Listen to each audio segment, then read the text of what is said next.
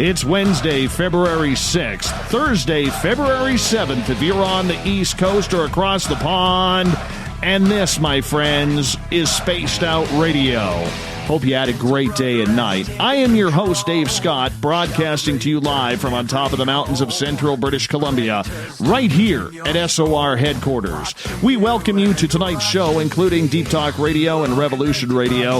If you want to take a listen to our archives, they are free at youtube.com/Spaced Out Radio. Just do old Davey the favor, hit that subscribe button.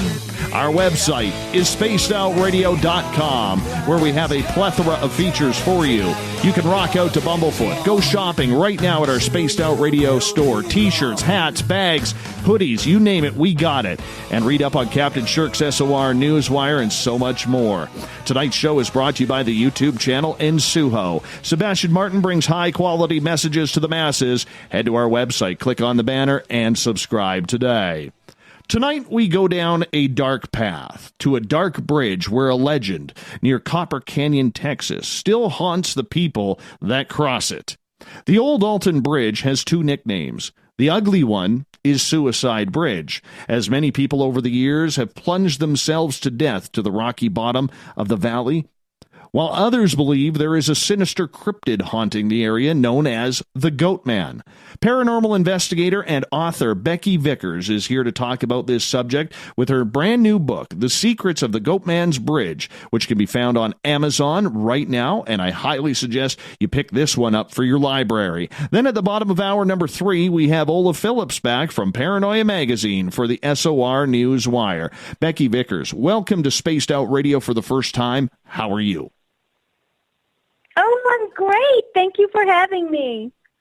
We are so glad to have you here as well, because I got to tell you, I love these obscure cryptid stories.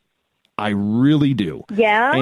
And the Goatman is one of those where we've talked about it for just a couple minutes at a time on this show, and we are going to get so heavy into it tonight. I'm very excited about it. So thank you for bringing this topic in your brand new book. Oh, well, thank you. I'm excited. Ask me anything, and we'll have fun. There's a lot to it. Let's put it that way. Well, first, let's introduce you to the audience, because you live near Dallas, Texas. You've got that beautiful Texas accent, which is so adorable. No offense to anybody else who has another accent, because I know I don't.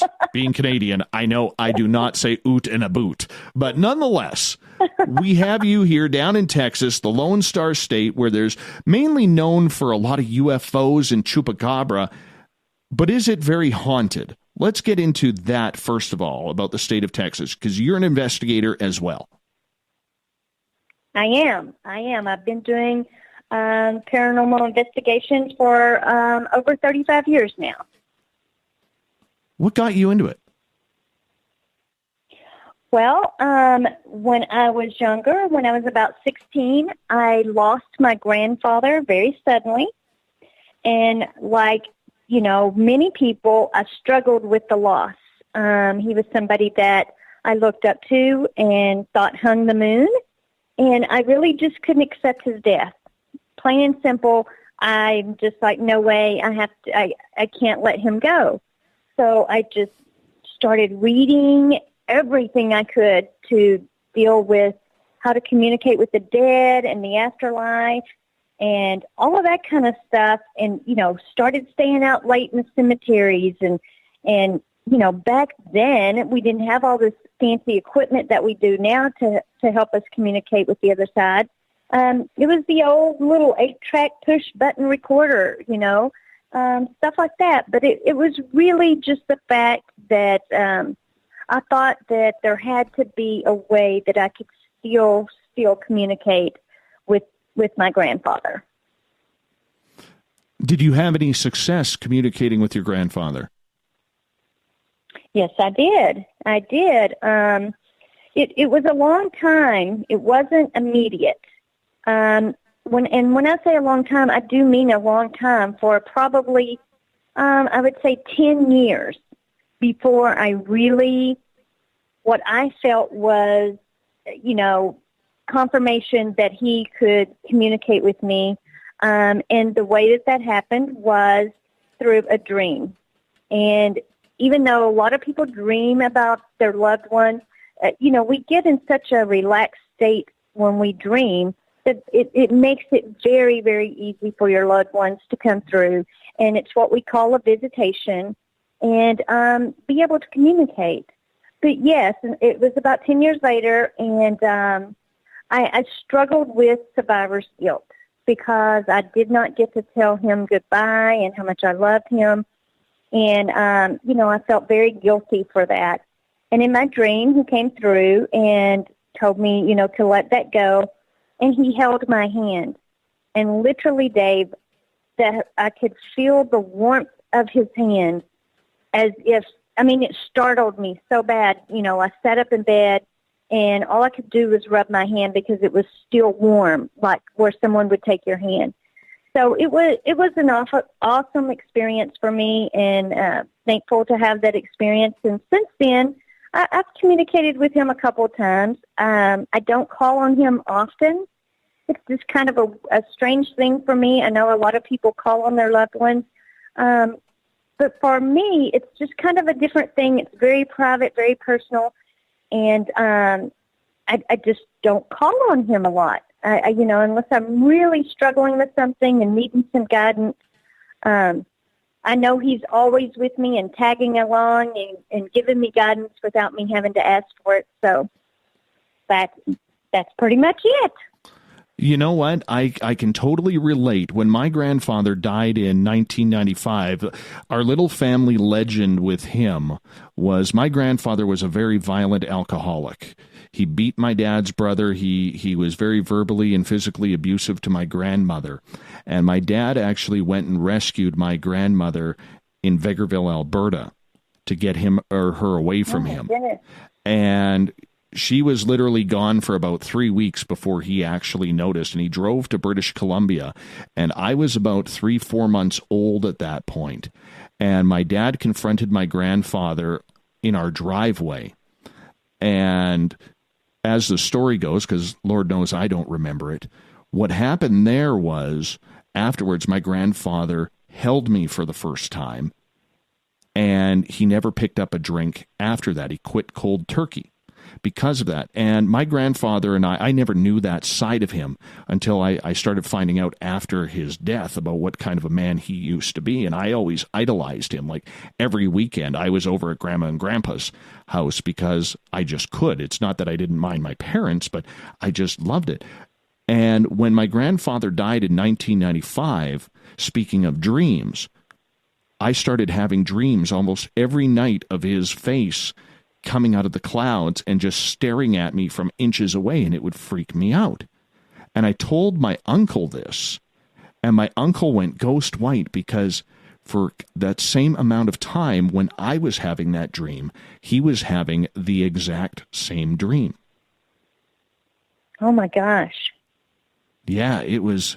And the funny part about it was the uncle that my dad had two brothers. My dad was the oldest, and then my uncle Al was the middle, and my uncle Dennis, God rest his soul as well, was the youngest. And Al was the one who was subjected to the physical abuse.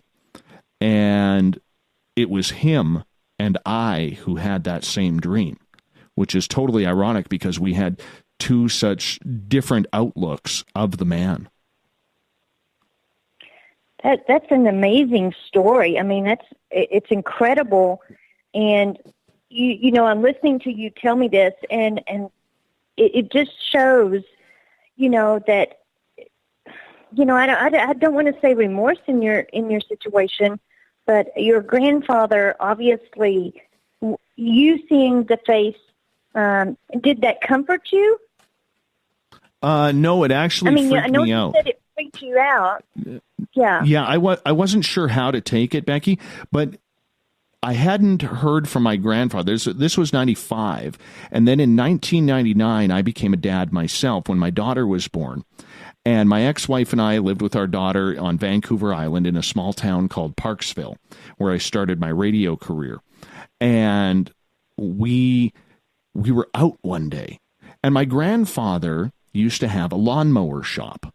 So he always smelled like his shop, which was a mixture of like old cut grass, grease, oil, gasoline, dirt. Aww. And I picked up my daughter one day, and she was about 4 or 5 months old at this point, and she reeked of my grandfather. And I said to my ex-wife, I said, do you smell this? That's all I said. And she goes, she picks up our daughter, and she goes, smells like baby powder and a diaper. It was a clean diaper, but I said, no. I said, you don't smell that? And she goes, smell what? I said, you don't smell the grass, the oil, the everything of my grandfather's shop? She goes, no. Like, I could smell it clear as day. Clear as day. And wow. I was 4 or 5 feet away. So I called up my grandmother and I said, Grandma, you know, I got the weirdest thing happening here. And I told her the story, and she starts laughing. She goes, I'm not surprised. And I said, what do you mean you're not surprised? She goes, David, because she always called me David. She goes, your grandfather always wanted a daughter, and he had 3 boys. Do you really not expect that he would come around your daughter and be with her? Oh, my goodness. That just gives me chills. Yeah, so... Oh, my. It's kind of cool. It's kind of cool. So that comforted me. That part comforted me. But, I mean, that was in 99, way before I ever even thought of getting into paranormal radio. That's for sure. But you mentioned that you have been investigating for about 35 years.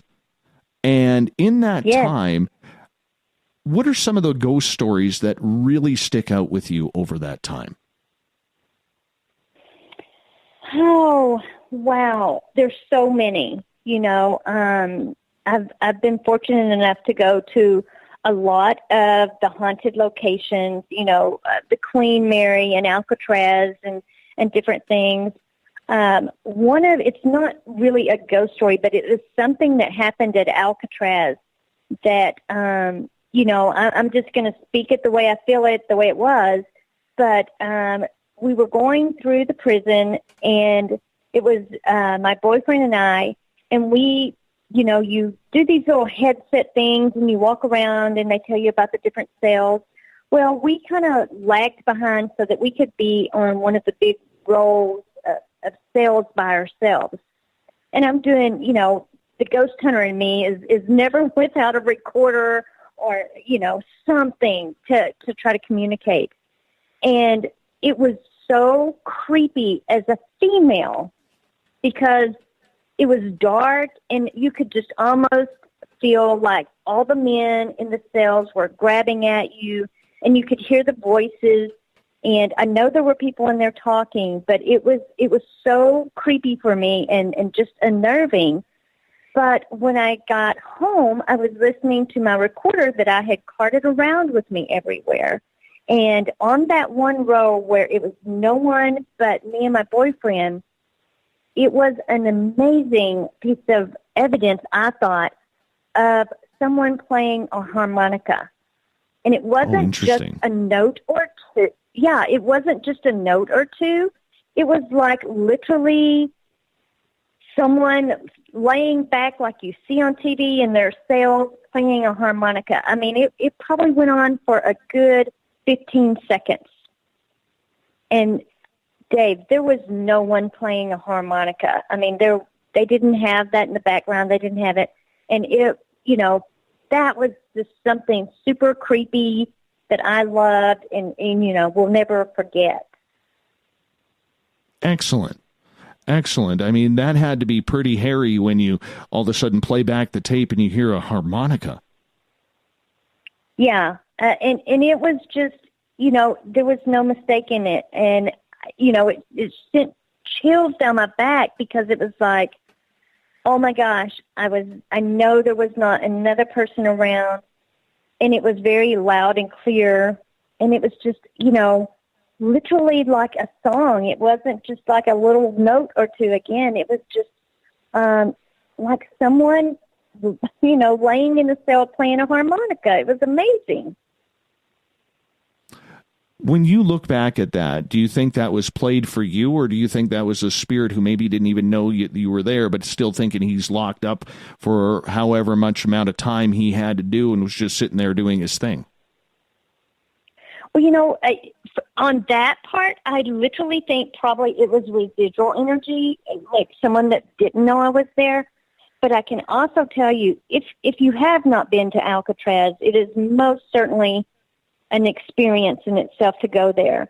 But along with that, I did get different EVPs along the little corridor there.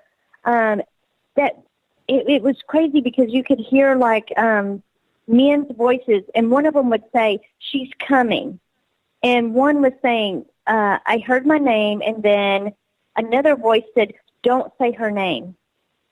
And so it was just like these conversations going on. Obviously, those were intelligent because they're talking about me coming down, walking down, through there by myself. And it was just, it's amazing. But the harmonica, I think probably was residual. It's just unbelievable the things that, you dealing with the paranormal, that when you capture and you just kind of blows your mind and you're like, holy cow, that really, really happened. Is there any other stories that you have had over your career that just make you scratch your head wondering, how could this be real? Because I think we've all had that one or two instances out there that really, really push the envelope on whether or not it's belief or imagination. Absolutely. There's one particular, I think, that is the most disturbing to me after doing it for years and years and years. And it didn't happen in an old creepy haunted house. It didn't happen in an asylum. It happened outside. And there is a place in Dallas, and it's like a little lake, and it has jogging trails around it. But it also has, on one end, kind of a wooded area. And the name of it is White Rock Lake. And one night, a friend of mine and I didn't have anything to do, and we had never been there, but we had heard it was haunted. So we go down to White Rock Lake. We had intended to go to a cemetery, but it was all locked up. And so we're just driving through the woods, basically. We're just driving to see where the roads go. And we see, this, I don't know how to describe it, Dave, other than like maybe barracks, like war barracks. It's just this huge row of doors, side by side by side by side, in a concrete front. Craziest thing I've ever seen. Didn't know what it was. And so we get out, and we have our cameras, and there's just a very small amount of light, but enough that you could see really well where you're walking and everything. So he goes to one side, and I go towards the doors of this, whatever this thing is. And as I start walking, I hear something walking to me. Now, there's leaves and grass on the ground, and so, your immediate response is to rationalize what the sound is. Is it an animal? Is it a raccoon? Whatever, is it, what's making the noise? And I could see nothing. So I kept walking towards the little lake, and the noise kept getting louder and louder. And all of a sudden, I could see the leaves like blowing up as if someone was walking to me. None of the other leaves, there was no wind blowing, nothing like that night. I could physically see the leaves and the grass moving out of the way as whatever this is coming straight towards me. And it's louder and louder and louder. And, trying to explain it in my head and rationalize, what am I seeing? What is it? You have that little voice in your head, and for me, it was just going crazy, going, okay, whatever this is, it's not good. This is not good. But I'm watching it, and so now I'm starting to back up. because I can physically see all of this walking and moving, and it's coming straight towards me. And I would say it stops no less than a foot in front of me. Just completely stops. And I don't get scared a lot, but I was scared. I mean, like, I don't know what's standing in front of me because I can't see it. It's just standing there. And so I jump in the car, I holler at my friend, and I'm like, get in the car. And he's like, what is it? What is it? Because he doesn't see anything. And the only word that is coming out of my mouth is swishing. And that's not a normal word that you use when you're ghost hunting. You know, you don't say, oh, I heard swishing. You say, I hear knocking or whatever, footsteps, but you don't say swishing. And I just repeated it constantly, swishing. It was swishing. It was swishing. So the next day we contacted the people that, it's not the Corps of Engineers, but the people that are responsible for the maintenance around the lake. And we found out that this thing that we saw that looked like a barrack was actually an old boat storage a long time ago. It hasn't been in use in years and years and years. But the lady that I spoke with said that they have a newspaper article, and she remembered that a lady had committed suicide on the old boat dock, and she had this long drapey dress on, and she had pinned a note for her family to her dress that said, when they find the body, contact, my mother and father and let them know, what has happened. So immediately, I think, without a shadow of a doubt, it was probably her coming up to me in that drenched, wet dress. And that's why the leaves are moving so much, because that wet dress is being dragged across the grass. That makes sense. Was the swishing. It made a wet swishing when you're walking in a long dress or anything. Right. So Becky, you hold on. You hold on right there, because when we come back, we are going to get into the Goatman. What is it? Let's do it. What's this legend all about? You're listening to Spaced Out Radio.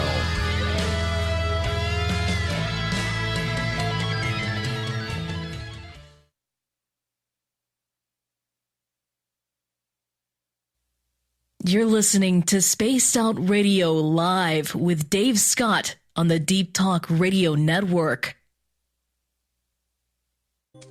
We're bringing scientific thought to the paranormal. Hi there, this is Spaced Out Radio scientist Chris Cogswell. Join me, Chris Zuger, and Dave Scott the second Wednesday of every month, where we break down the who from the woo when it comes to everything paranormal. We'll investigate and try to bring sensible answers to those straight and sometimes outlandish questions people have. Hey, not everything has an answer, but we'll do our best. Listen in to Reality Paranormal only on Spaced Out Radio.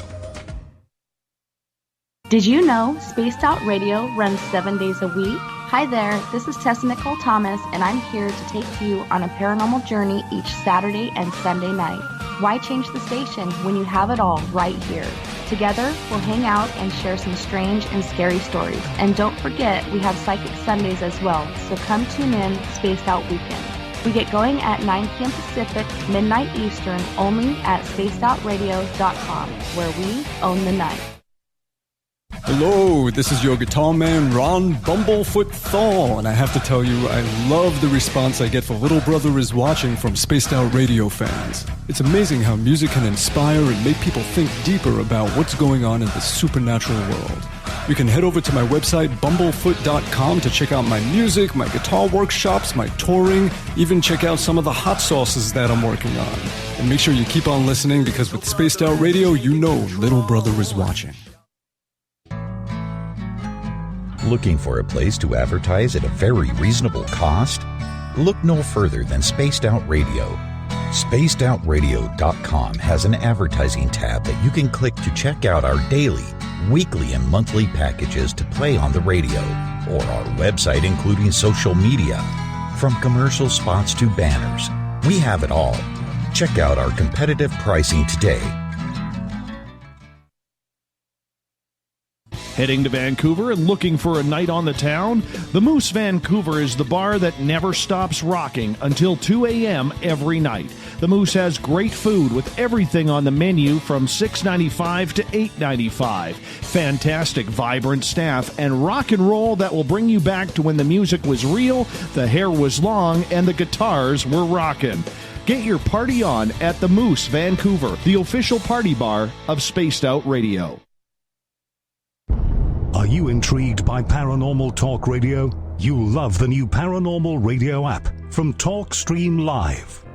You'll find a great selection of talk shows covering UFOs, ghosts, strange phenomena, and much more. Download the Paranormal Radio app now and start listening to the very best in paranormal talk entertainment, including the network you're listening to right now, the Paranormal Radio app, free in Google Play and the iOS App Store.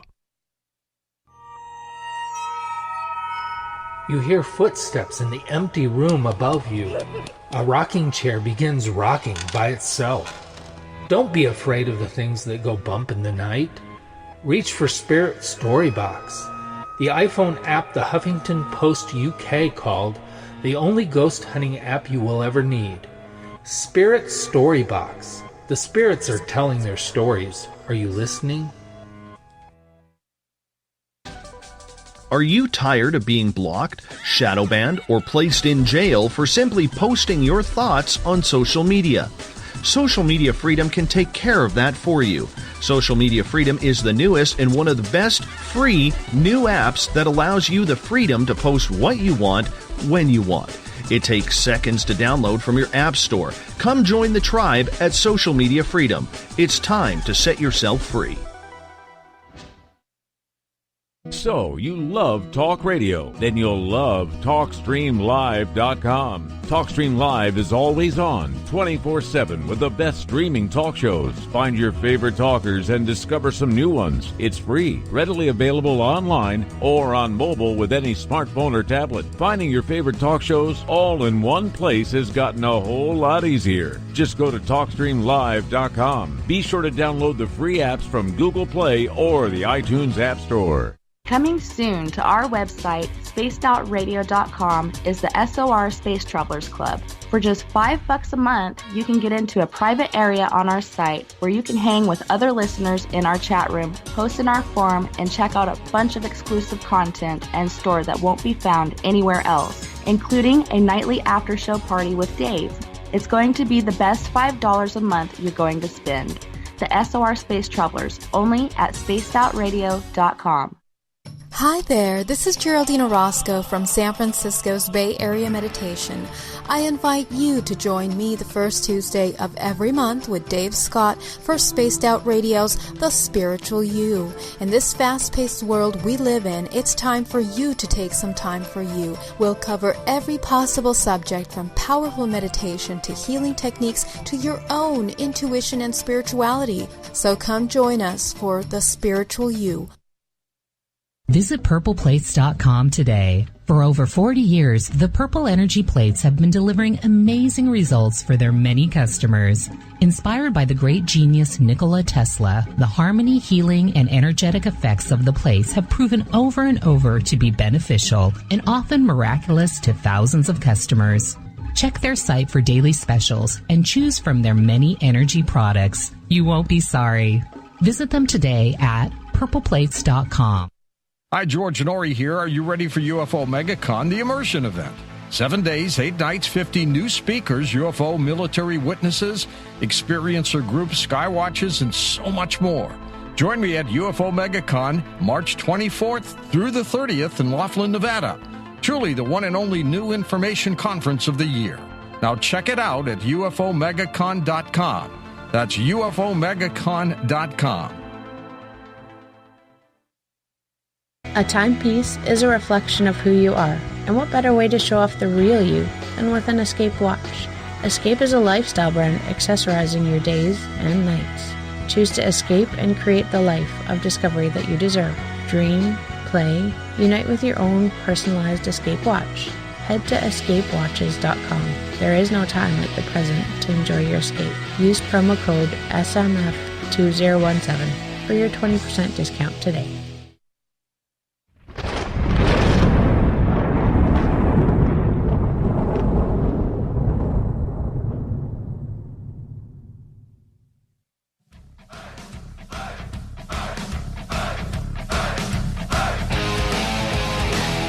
Welcome back to the second half hour of Spaced Out Radio. Tonight, I am your host, Dave Scott, broadcasting from the captain's chair of SOR headquarters, and we are talking the Goatman Bridge tonight with paranormal investigator and author Becky Vickers, who joins us.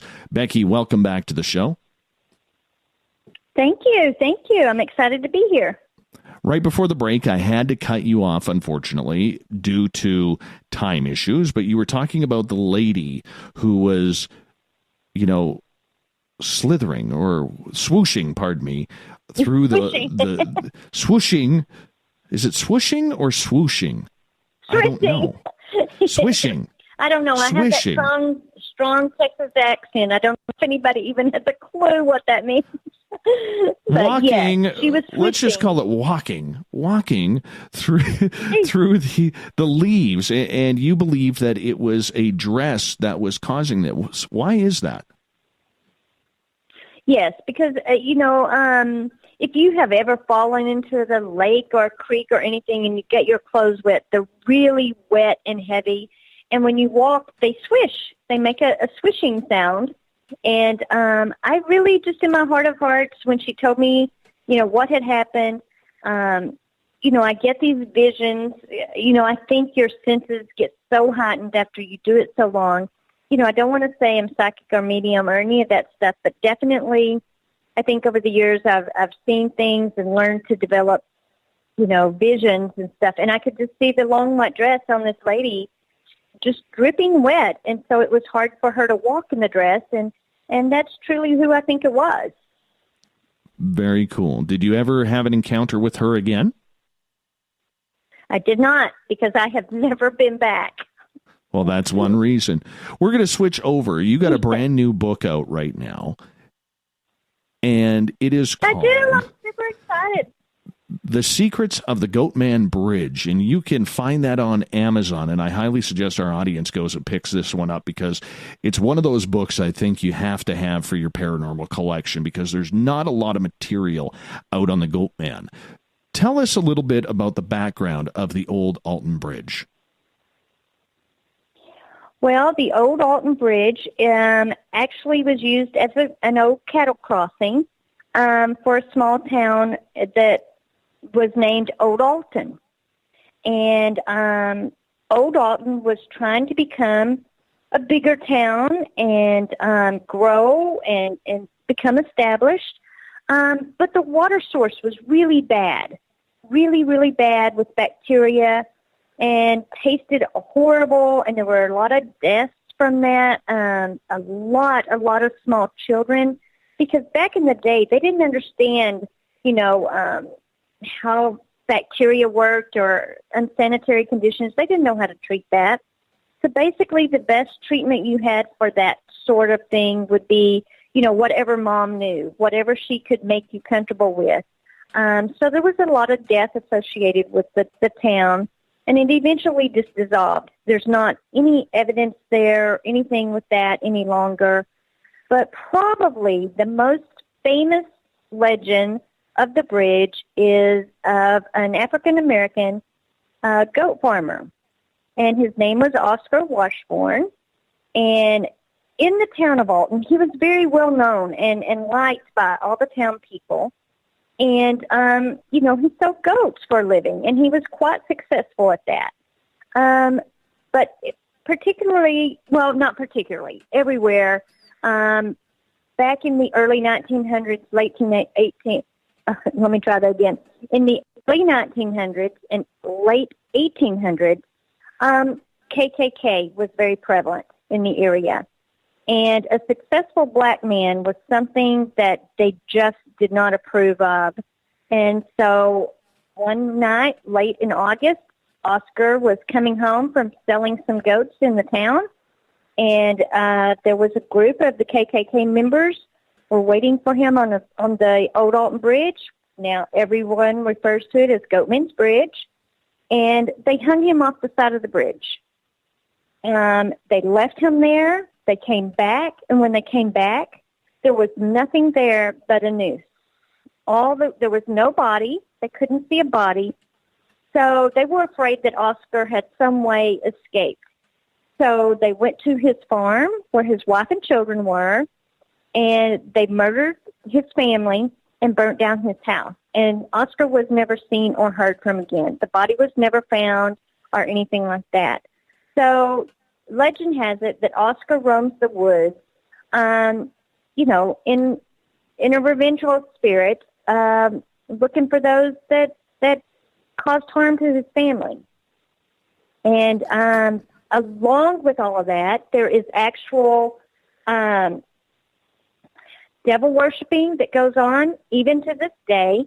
I mean, when I do the tours at the bridge, we run across things all the time.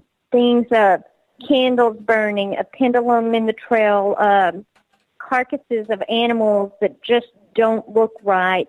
There's so many things. It has a very, very dark past, and not to mention all the suicides and missing people that are associated with it, because there's a really deep and thick forest around the bridge. So with that legend, I mean, it was such an ugly time back then with racial tension, not only for African Americans, but for Mexicans at that time as well, in regards to, the state of what humanity was back then. It wasn't a pleasant place. Was it very lawless? Was it that area very, did it lack a police force, I guess is what I'm saying, to try and counter this type of heinous crime? Oh, absolutely. There were Texas Rangers, but they were not always in the area. I mean, they roamed all over Texas. Kind of the strong law arm force, I guess you would say. But around the town of Alton, it was not developed. It was just a bunch of vacant land, and a lot of the settlers came trying to make, a homestead. But there really wasn't a law yet. So things that happened there pretty much got taken care of by just the landowners. The people would just take the law into their own hands. So as far as a lot of protection for, innocent people like Oscar, there wasn't. There just was no help to be found. It was also really had a lot of Indian territory around. A lot of buffalo would come down to the creek that runs under the bridge. And the Indians, some would be okay with the white man and some wouldn't. So there was a lot of violence with the Indians as well. So a lot of the townspeople would never leave their farmlands because it would make them vulnerable. So there wasn't a lot of structure or anything like that in the town. It was pretty much free range, anything goes. So, it was a tragic history, no doubt. In that time, when Texas was going through this, there's so much that has happened in, the second largest state in the United States, next to Alaska. Was this common practice around the states for this type of lynch mob to be running around? Yes, unfortunately it was. Texas wasn't the only state with this kind of activity going on. There was one of the spirits that we believe that is tied to the bridge that we feel is the most dangerous and just a very, very violent spirit is we refer to him as Steve, but his real name was David Curtis Stevenson, and he was the Grand Dragon of the KKK. He had many, let's just call them hands, and in many of the states where lynchings would go on or, hangings and people going missing. He had his hand into tons of the state's KKK members and all of this kind of stuff. And we really feel that he is a big He has no remorse. He's just a very violent, a big presence at the bridge that you really have to be aware of. But yes, I think it happened all over. When you think of Texas, we think of Stevensville, the UFOs there. There's a lot of UFO sightings. There's a lot of military bases around there. Of course, the legend of Chupacabra on the southeast part of the state heading towards the Rio Grande. There's a lot of people who claim to sight pterodactyls. And when it comes to hauntings, most people think of the Alamo in that area between New Mexico and Texas. However, how haunted of a state is Texas to make this Goatman theory more reliable as a paranormal happening? Well, of course, with the Alamo, which I have been to many times and have had many experiences at the Alamo, that's a big battlefield, a part of history that's written into the history books. As far as the bridge validation for what's happening there, there are records of the townspeople and many of the spirits that we encounter through EVPs and different means. There's, birth certificates on those folks. There's census reports that we use. There's all kinds of validation for the townspeople. I will tell you that doing the research for the book, I could not find anything that could validate Oscar's existence. Now, talking with the librarian, she's kind of helping me go over some of the research, but she said back then, that an African-American man, a black man, probably if he was a homeowner, would not have been recorded as the landowner. So there wouldn't be a lot of death certificates or birth certificates along that. I was unable to validate any of that. The other spirits, Steve, my gosh, you can read for days about what an evil person he was. He was married 4 times. His last wife died, and literally the cause of death was from cannibalism, where he had chewed and bitten her skin. He chewed off her breast and her thighs, and it was just unbelievable, heinous stuff that this man did.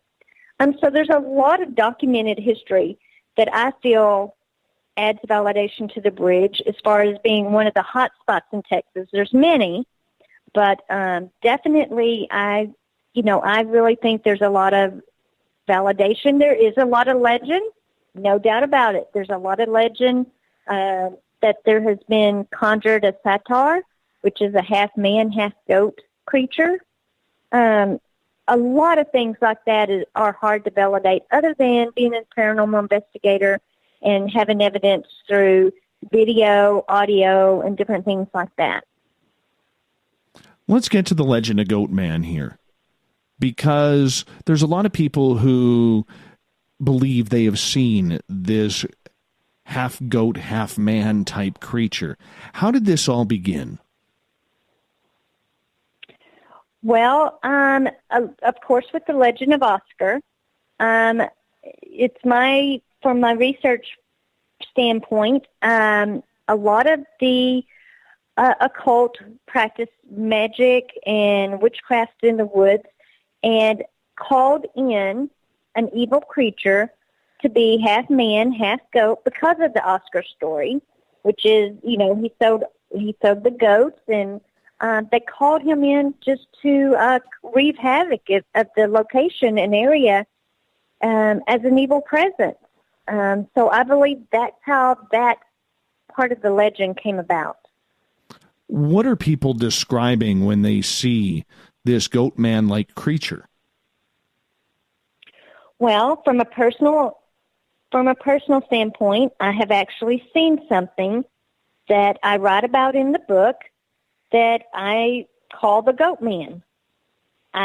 We were on the bridge, a small group, and myself, and we were doing an investigation, and we kept noticing something coming up through the woods. Out of the corner of my eye, I could see this thing coming, but I didn't know what it was. I had no idea. Was this somebody walking? don't know. But as it got closer, it was obvious it was not just, per se, a normal person. It had a goat head. It didn't say anything. Everybody in the group started, like, kind of freaking out and, like, what do we do? And I'm, like, trying to keep them calm. And I'm like, don't react, because, you know, I don't know, is this someone dressed up as a goat man? I don't know what this is. I've never seen it before. This is my first encounter with it. But it walked up to the bridge. It just stood there. Didn't say a single word. But it had the face of a goat, and it was more like a ram. I describe it more like a ram's head because the horns wrapped toward the face. They didn't point upward. They wrapped toward the face, and it was like in a long white sheet, the body part. It wasn't, human-like at all. It was just a sheet, a white sheet with this goat head. So I'm trying to be brave, and just be calm about all of it. And I'm like, can we help you? And it just stood at the end of the bridge. It never said anything. I couldn't see shoes because I'm looking down trying to see if I can tell. Is this somebody dressed up? Is this somebody just, trying to scare us? What are we looking at here? And it just slowly turned around and walked back down into the woods. Now, I physically saw that with my own eyes, and there were 5 other witnesses to that. And I interviewed many people who grew up in the area that swear that, one gentleman that I talk about in the book says that he saw this thing, half man, half goat, out in the woods when he was fishing. He said he shot at it, and missed. But he was so frightened that, he just ran back to his car. So there's lots of sightings of the goat man down at the bridge. How tall is this creature supposed to be, and what's its physical structure? I would say what we saw was very tall. I would say, well, for me, I think it was tall. I would say probably 6'3", 6'4". It was pretty big. As far as the structure, again, the face just had really dark eyes. The face of a goat. I mean, it had the big horns that wrapped around towards the front. And, I would say the body frame of it would be of maybe a man weighing 250, 300 pounds, maybe not quite, but very large. What was the sense of being around this creature? Did it feel evil? Did it feel mysterious? Was there terror building inside of you? Because a lot of people, when they encounter the dog man, for instance, they feel immediate fear. Like, if they make any move towards this, even if they are armed with a large caliber rifle, that this thing will absolutely tear them apart. How did you feel about that, seeing this creature? Oh, no doubt that it was very, very unsettling. Definitely fearful. It just stood there in silence, and I think that's what was the most creepy part of it is we are all just, especially the group, are just kind of sitting frozen. Because, like you said, we don't know, do we move? What is this thing here to do? Is it here to hurt us? Or, I can't say that fear just immediately took over. I think just pure shock at what we were seeing. But it standing so silently, just staring, was over the top, creepy, scary. Definitely, we didn't know what to do at that point. We didn't know to run. I don't know if we could have ran. We were just so in shock. I mean, I know the group, the small tour group that was with us that night, they were all locked, arm in arm, just huddled together. I happened to be on the other side of the bridge doing the EVP, and they were watching me they huddled together, and really, I think they were just scared to death. I was scared. I didn't know what was going to happen. You know, just we had no clue what we were seeing. We just really didn't know what to do. We got about a minute here before we have to go to break. How many people saw this during your encounter with it? Well, it was a small group that night doing an investigation, so there were 5 other people besides myself, but many people have reported it. It's reported actually quite often, late at night particularly, I would say after midnight, because during the hours of, 7 till midnight, there are people out looking for ghosts and doing paranormal stuff, and then that kind of dies down. And that seems to be when this creature comes out. Very interesting. Very interesting indeed.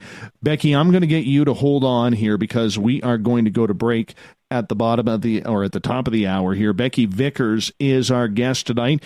She is a paranormal investigator and author down in the Lone Star State of Dallas, Texas area. And her new book, you got to check it out. It is on Amazon right now. It is The Secrets of Goatman Bridge, True Tales of Chilling Paranormal Encounters at one of the most haunted bridges in America. That sounds exciting. There's not a lot of material about the Goatman out there. You definitely want to check this one out. We're going to find out more about the Goatman from Becky Vickers right here on Spaced Out Radio.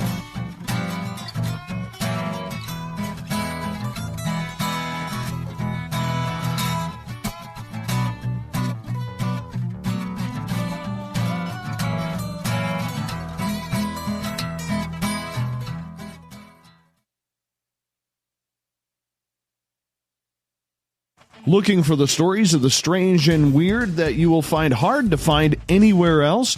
Check out the SOR Newswire on our website. Our writers, led by Captain Shirk, are scouring the world for the oddest and most bizarre stories we can find. Everything from weird crime to suspenseful and paranormal. We're working hard for you to bring you the most intriguing news of your day. Check out the SOR Newswire at spacedoutradio.com today.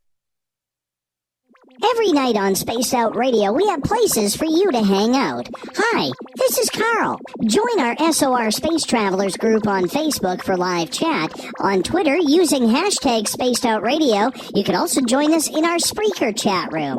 Check us out on Instagram at Dave Scott SOR. All of our archives are free on YouTube at Spaced Out Radio. By the way, I'll be watching you at your window until you do. Bye! You're listening to Spaced Out Radio Live with Dave Scott on the Deep Talk Radio Network. So, you love talk radio? Then you'll love TalkStreamLive.com. TalkStream Live is always on, 24/7 with the best streaming talk shows. Find your favorite talkers and discover some new ones. It's free, readily available online or on mobile with any smartphone or tablet. Finding your favorite talk shows all in one place has gotten a whole lot easier. Just go to TalkStreamLive.com. Be sure to download the free apps from Google Play or the iTunes App Store. You hear footsteps in the empty room above you. A rocking chair begins rocking by itself. Don't be afraid of the things that go bump in the night. Reach for Spirit Storybox, the iPhone app the Huffington Post UK called the only ghost hunting app you will ever need. Spirit Storybox. The spirits are telling their stories. Are you listening? Get your horns up with me on Spaced Out Radio. This is Ron Bumblefoot Thal. Come tune in to SOR where you can hear me rock out with Little Brother Is Watching, the official theme song of Spaced Out Radio.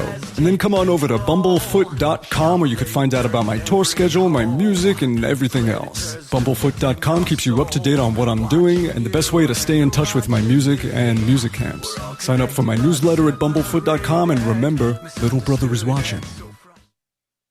The freedom to post what you want, when you want. That's the social media freedom you need.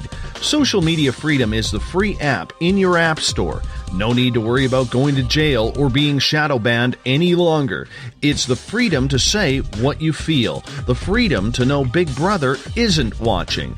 It's the way social media is supposed to be. Social media freedom. It's time to set yourself free. Download from your app store today. You know, it's hard being the bad man of ufology, but that's just the way that I like it. This is Chris George Zuger, and I'll be hanging out with Dave Scott and SOR scientist Chris Cogswell for Reality Paranormal, the second Wednesday of every month. And our job is to break it down and come to conclusions as to what is really going on in the supernatural world. I'd love for you to join us right here on Spaced Out Radio. Visit purpleplates.com today. For over 40 years, the Purple Energy Plates have been delivering amazing results for their many customers. Inspired by the great genius Nikola Tesla, the harmony, healing, and energetic effects of the plates have proven over and over to be beneficial and often miraculous to thousands of customers. Check their site for daily specials and choose from their many energy products. You won't be sorry. Visit them today at purpleplates.com. The Call of the Wild is in Vancouver. The Moose Vancouver is one of the hottest bars and restaurants in the city. Open until 2 a.m. nightly, the Moose will rock you like a hurricane all night long. Great food with everything on the menu at $6.95 near the corner of Nelson and Granville. Get your horns up and come rock with us. The Moose Vancouver, the official rocking bar of Spaced Out Radio.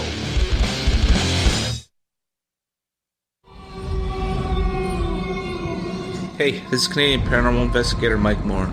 The third Wednesday of every month, I'll be teaming up with Dave Scott to bring you Ghosts of the Great White North.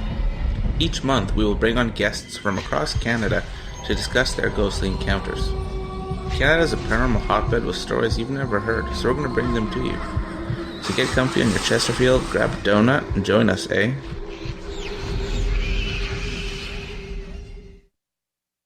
On the first Tuesday of every month, I encourage you to come along for a journey with me, Geraldine Orozco, on The Spiritual You.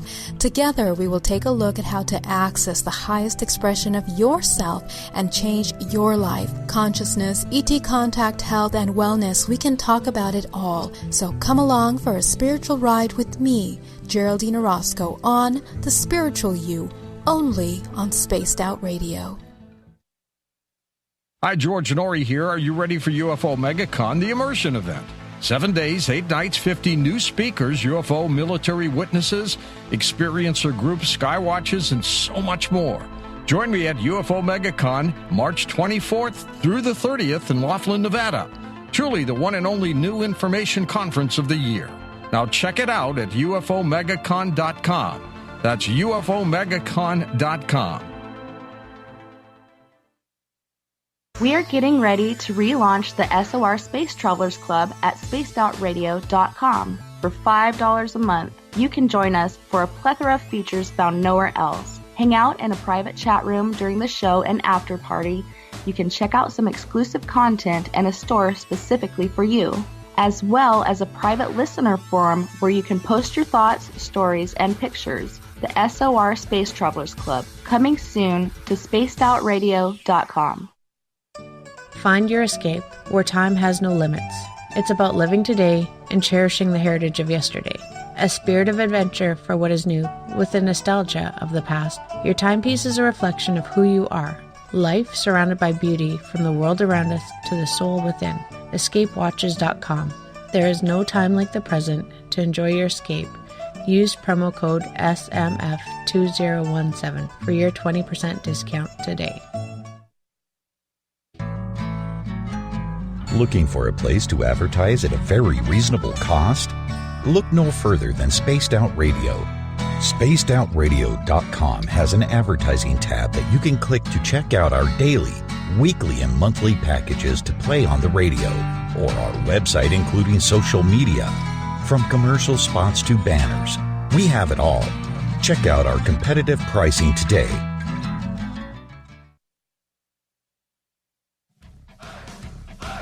You're listening to Spaced Out Radio with Dave Scott. Follow Dave on Twitter at Spaced Out Radio and on Facebook, Spaced Out Radio Show.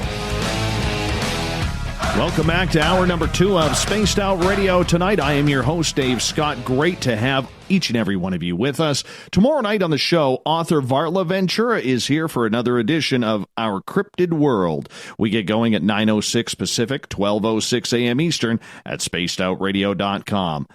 Hi to each and every one of you listening in on our terrestrial affiliates, including our brand new affiliate, KZFX 93.7 FM in Ridgecrest, California. Good to have you with us, along with WQEE, UPRN 107.7 FM in New Orleans, Revolution Radio, and Deep Talk Radio on the digital side. And don't forget, you can check out all of our archives at youtube.com/Spaced Out Radio. Just do me the favor, hit that subscribe button.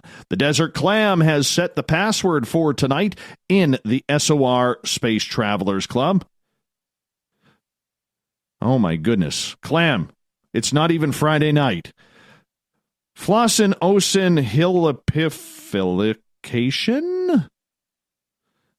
I'm not even repeating that once again, but the Clam sets the password each and every night right here on the mighty SOR. Our website is spacedoutradio.com, where we have a plethora of features for you.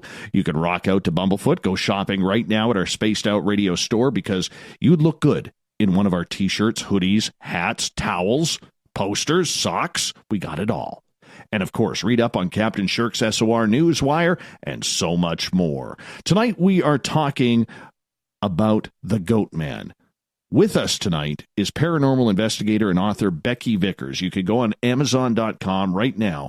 Check out her book, The Secrets of Goatman Bridge, True Tales of Chilling Paranormal Encounters at One of the Most Haunted Bridges in America. It's definitely one for your library of paranormal books. Becky, thank you so much for being here on Spaced Out Radio. Welcome back. Oh, well, thank you, Dave, and hi to all your listeners, and shout out to everybody here in Texas that are staying up late with us tonight. Absolutely. Absolutely.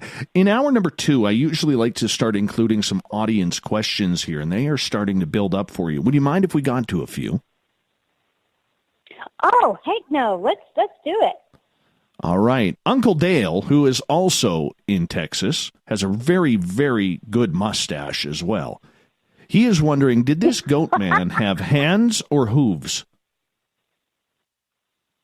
I never saw hooves, and I never saw hands. It was almost like a robe. I said a sheet earlier, but it was more like a robe. So the robe came down over his feet and also over his hands. So I never was able to see hands or feet. Oh, that's too bad. That's too bad. Jade, over in the Maritimes of Canada, is asking, did the Goatman have any sort of odor or smell? Good question, Jade. Good question. We weren't close enough to get to smell anything. We were in the center of the bridge, and he was standing, I'm trying to guess how many feet from us.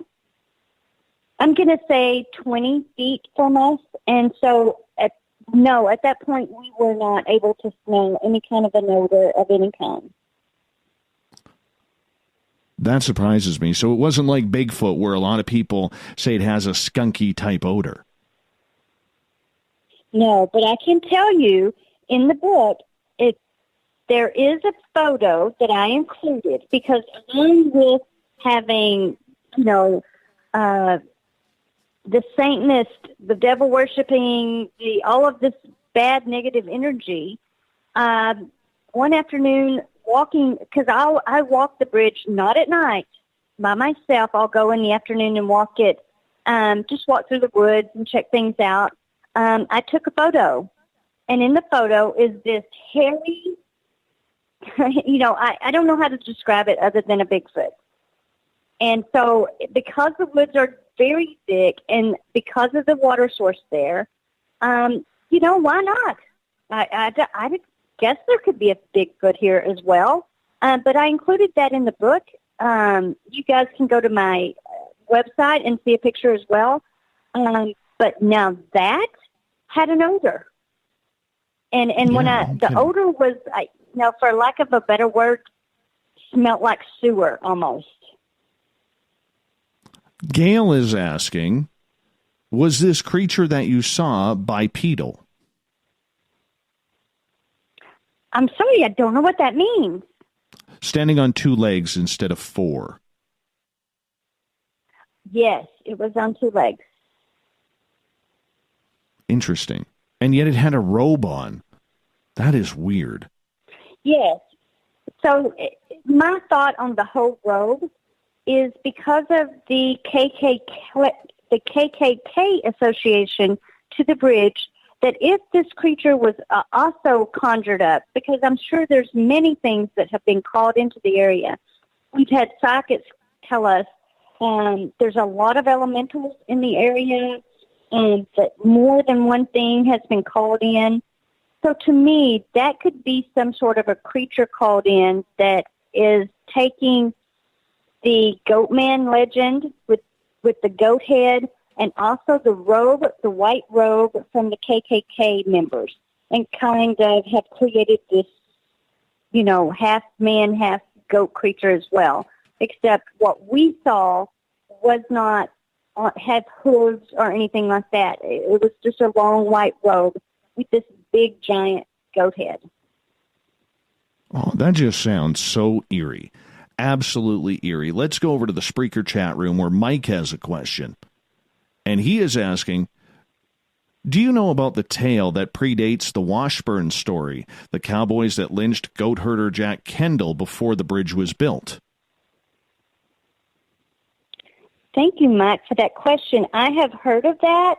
I also know that down at the bridge there's a huge tree that a lot of people refer to, a lot of the locals refer to the hanging tree. That I interviewed one gentleman that grew up in the area, and he remembers that his family passed down stories of people being hung there. I did hear about that particular person, but I really was not able to find any documents to pass it up.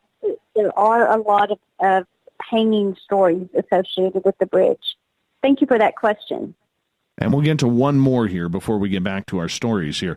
BTO is asking, do you believe Goatman is actually Baphomet or a version of it, since you mentioned this Goatman was conjured up?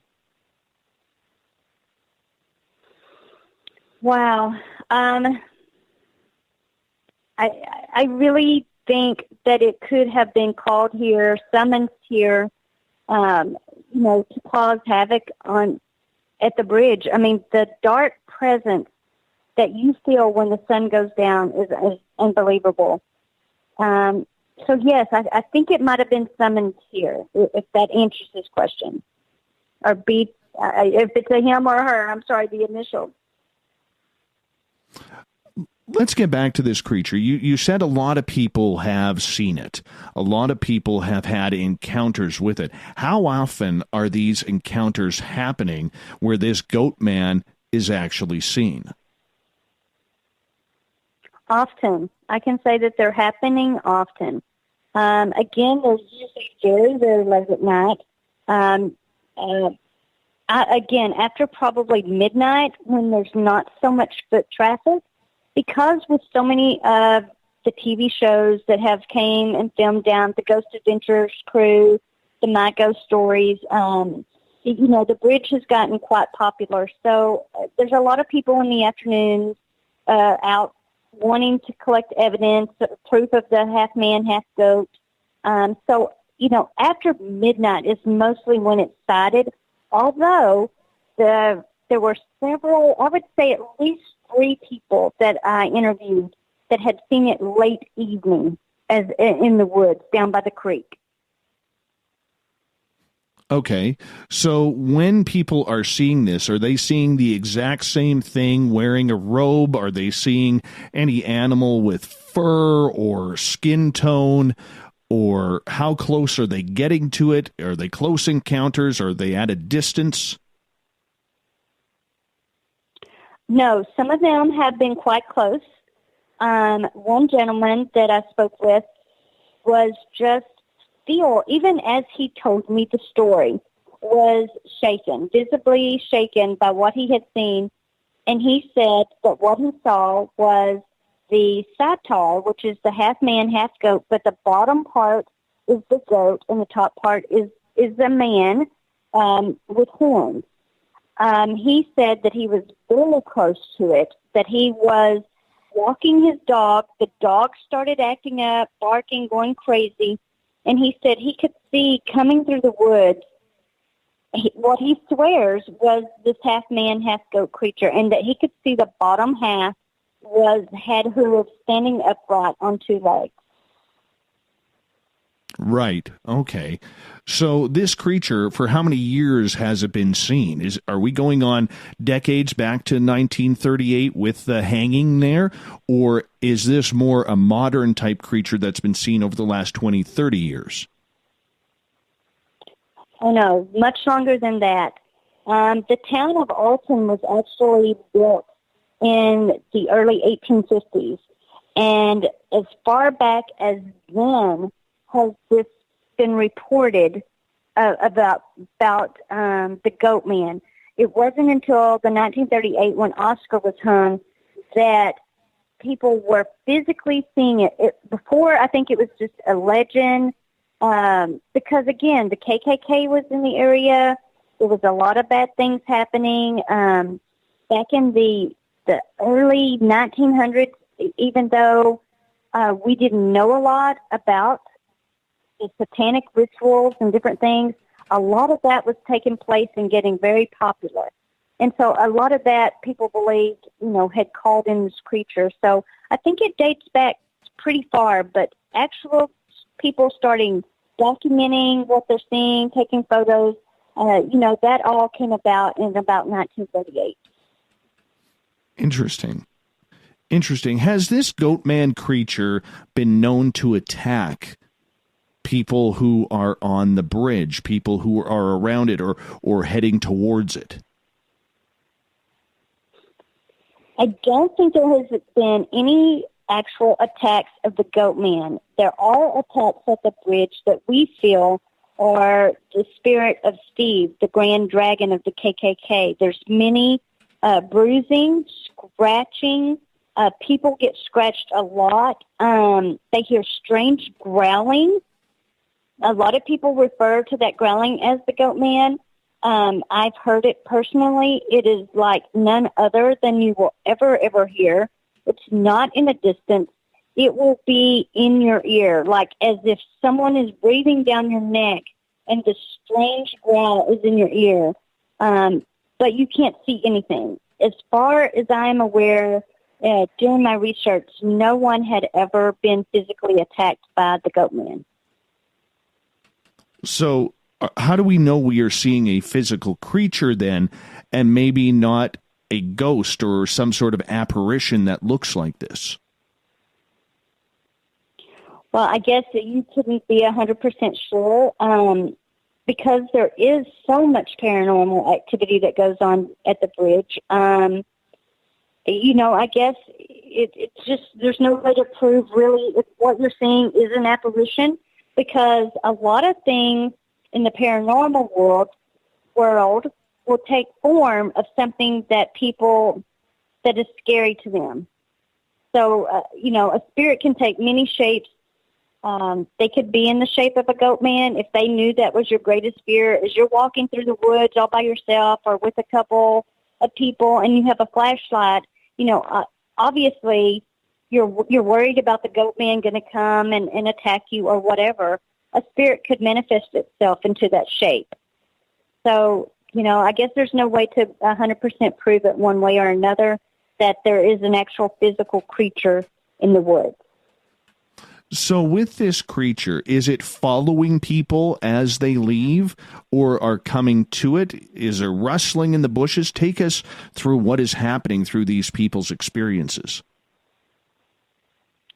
So some of the locals that recall growing up in the area, the Goatman's Bridge right now is not in use. It does not have traffic through it. It is only foot traffic. they had built another bridge beside it because the bridge is very, very narrow, the old bridge, and became very dangerous. So now it's closed down, and it's just you can cross it on foot. One of the stories that the locals told me growing up that they would take their girlfriends to the bridge. The legend was you turn your car off, you honk 3 times, and Goatman would come over the bridge to get you. He told me that they had done this, him and another couple and his girlfriend, and at the time there was nothing there. Where it is now, of course there's some development around it, but back in when the story that he told me, he was probably 18, and this gentleman was, I would guess, in his early 70s that was relaying the story. But he says that they went to the center of the bridge, they honked 3 times, and they turned the car off and turned the lights off. And he said nothing happened. And he said the girls were getting a little nervous and saying, maybe we should go. Nothing's happening. He said he could feel the bridge move, like starting to almost sway, but not sway. He could just tell something was going on. So they turned on only the car lights. And he said that he could actually see something crawling up the side of the bridge that he called the Goatman. He said it didn't have a robe on like what we saw, but it had definitely the figure of a goat and half man thing. And he said it was staring them straight in the face. The girls started screaming, freaking out, and the car wouldn't start. The guys are just the guy that told me the story said he locked the doors, but he said himself, he said we thought we were going to die because it just started walking towards the car and they could see it. Ooh. He said we actually saw it. So the car started. He said they almost ran off the bridge because they backed off the bridge so fast. And he said, this is something he would never, ever forget. Why does the car never want to start when aliens or Goatman or something strange is right there? You ever notice that? It's like the car goes into some sort of frantic fear that it freezes up the engine compartment. I never understood that. I know. It's always, and honk 3 times. Why can't you honk twice? Why is it always honk 3 times and the car doesn't start? But this gentleman, I don't know why, but I felt him very credible. He really was still very vivid with his detail of what he saw. I really believe that he did see something that night. Jade has a couple of questions for you as we got about 4 minutes here before the bottom of the hour break. Our guest tonight is Becky Vickers, author of The Secrets of the Goatman Bridge down in the state of Texas. Becky, let's get to Jade's question. She is asking, does this goat creature ever touch anybody? Hi, Jade. Thank you for your question. I don't know. Again, I don't think that it has ever physically touched anybody. None of the people that I interviewed for the book told me that they were touched. But again, many people are scratched out at the bridge. They're pushed. They're shoved. They have bruises. And again, that could be some sort of a manifestation of the Goatman. No. I guess the answer to short form would be no. None that I'm aware of. Okay, some clarification from Shar here in the chat room. The honking of 3 times or anything repeated 3 times is allegedly a mocking of the Trinity. That's why it's done. So thank you, Shar, for that. We'll get to Jade's second. Yes. We'll get to Jade's second question here. Becky, in your research about this topic, what do you think the Goatman is? In my honest opinion, I do believe it has been summoned here. I do believe it's been conjured up. I was at the bridge. There is, for a lack of a better word, an altar. And it is built out of twigs. It suddenly appeared at the bridge, and one of the ladies that spoke with me about it was a Wiccan, and she said she definitely knew what that was, and that it was an altar that would have been summoning something to the location as an evil presence. So I do believe that something has been called in, probably by the occult, that is a half-man, half-goat creature. Were there a lot of seances or maybe some sort of satanic type rituals held on the bridge to maybe bring this creature forward in the past? I do believe so. Absolutely, I do. There are definitely rituals taking place. One of the tours one night that we witnessed, we were walking back down into the woods. There was a lit candle in the middle of the pentagram that was drawn in the dirt. And I don't know how to say this any better, but there was a squirrel. I know it sounds funny, but the squirrel had been dismembered. Its insides had been placed to the left side of the circle, and just the remaining outer body was placed on the right. I got to tell you, it was one of the freakiest things I've ever seen. I don't know what it could have called in, but yes, there's definitely evidence that's happening. In regards to that happening and the signs of it being there, do we know if there's some sort of devil worship in that area or demonic state? We got about a minute here. Definitely there is still today devil worshiping going on. I have been there many nights when I have passed people carrying small bags, dressed in black, not wanting to look up, and they go really deep into the woods. It is an area that I do not visit frequently because I know that is going on. I know that is where they go to practice whatever it is they practice and do different things. So definitely it is going on as recent as now. All right. On that note, Becky, I'm going to get you to hold on here. Becky Vickers is our guest tonight on Spaced Out Radio. 35 years investigating the paranormal, leading to this fantastic book, The Secrets of Goatman Bridge, true tales of chilling paranormal encounters at one of the most haunted bridges in America. You can find it on Amazon right now. If you go check it out, I highly suggest you do. More Goatman tales coming up.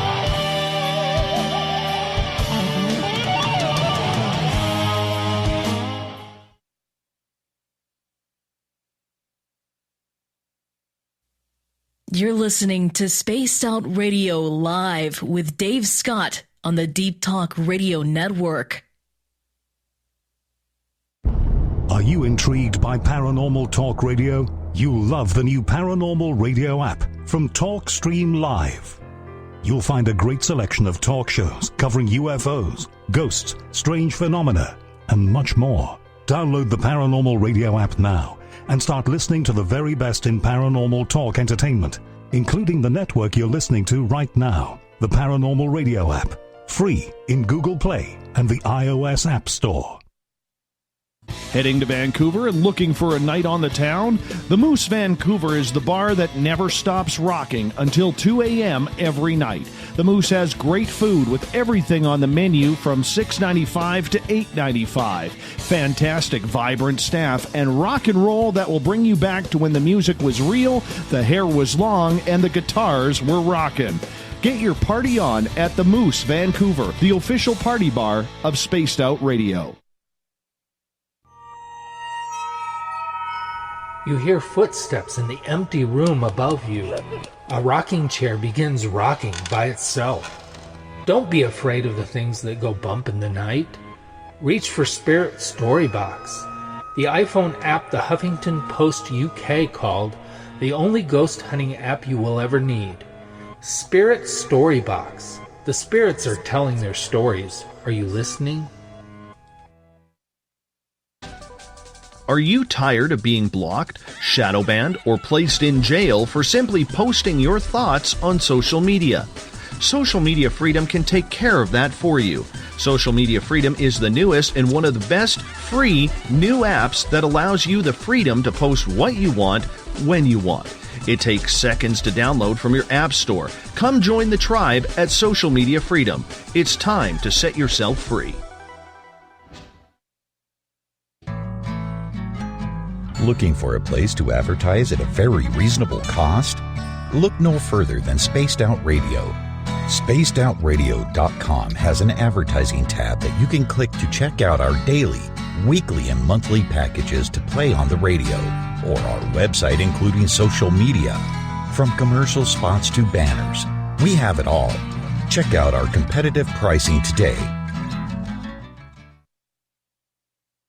So, you love talk radio? Then you'll love TalkStreamLive.com. TalkStream Live is always on, 24/7, with the best streaming talk shows. Find your favorite talkers and discover some new ones. It's free, readily available online or on mobile with any smartphone or tablet. Finding your favorite talk shows all in one place has gotten a whole lot easier. Just go to TalkStreamLive.com. Be sure to download the free apps from Google Play or the iTunes App Store.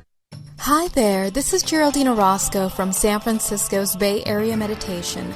I invite you to join me the first Tuesday of every month with Dave Scott for Spaced Out Radio's The Spiritual You. In this fast-paced world we live in, it's time for you to take some time for you. We'll cover every possible subject from powerful meditation to healing techniques to your own intuition and spirituality. So come join us for The Spiritual You.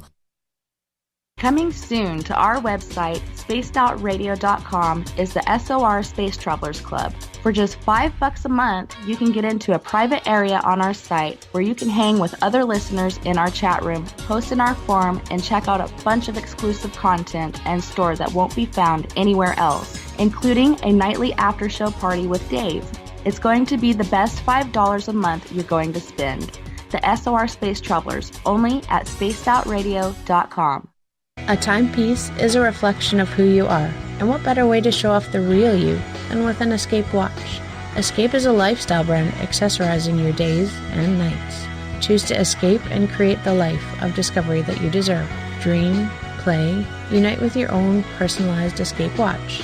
Head to escapewatches.com. There is no time like the present to enjoy your escape. Use promo code SMF2017 for your 20% discount today. Hi, George Norrie here. Are you ready for UFO MegaCon, the immersion event? 7 days, 8 nights, 50 new speakers, UFO military witnesses, experiencer groups, skywatches, and so much more. Join me at UFO MegaCon, March 24th through the 30th in Laughlin, Nevada. Truly the one and only new information conference of the year.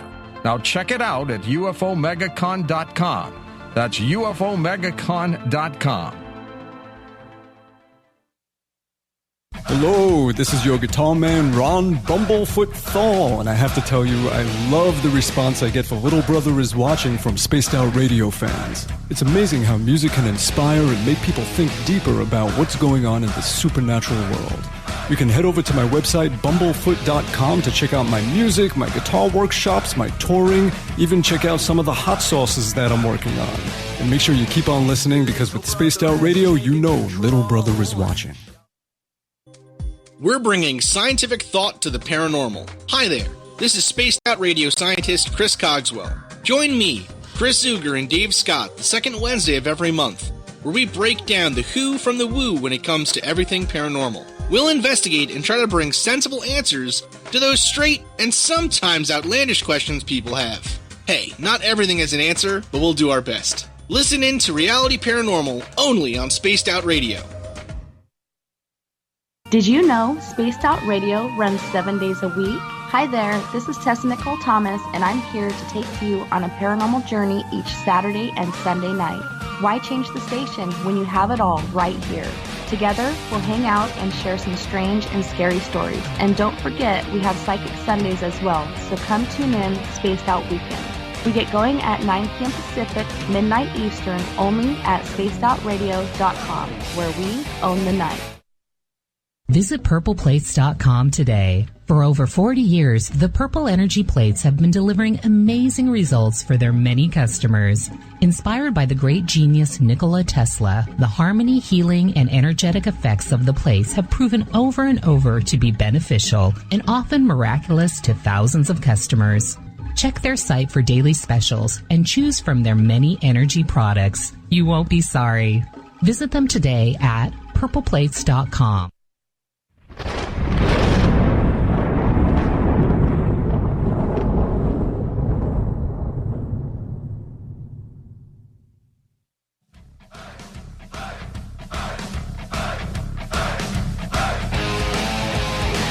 We've passed the halfway point of Spaced Out Radio tonight. I am your host, Dave Scott. Great to have you with us. We're talking the Goatman. Do you believe in this encounter? What do you think? Let us know if you're in one of the chat rooms or on any of our social media sites, including Twitter at hashtag Spaced Out Radio. Our guest tonight is author and paranormal investigator Becky Vickers. Her book can be found on Amazon, The Secrets of Goatman's Bridge, True Tales of Chilling Paranormal Encounters at one of the most haunted bridges in America. I highly suggest you pick this one up for your library. Becky, welcome back to the show. Oh, thank you, and thank you to all your listeners for the questions. They're awesome. Well, we love the audience participation around here. That's one of the things we really, really enjoy, is getting our people in the chat rooms all together and hanging out and asking questions. Now, in regards to the Goatman, we got a couple of questions from our audience here, so we'll start off with them. Michael is asking, do you think Goatman is demonic? Thank you for that question, Michael. That is a really, really good question. Yes, I do. Simple, short answer is yes, I do. Even though I couldn't find anyone who had physical attacks, I do believe that it is demonic. I think it has very evil intentions. I think you have to be very, very careful around Goatman's Bridge and the woods surrounding it because of it. So definitely, I perceive it to be demonic. Let's continue on here with another question from our audience. Gail is asking, has anyone of a spiritual nature ever gone there to try and do a cleansing of any demonic entities? Thank you, Gail. That is a great question as well. Actually, the answer is yes. It has been attempted.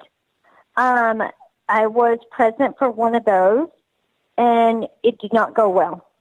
Short story, we had a psychic that came, and we were in a location that the Goatman has been, supposedly is the spot where he was summoned to, where he was called upon to through a portal to enter the location.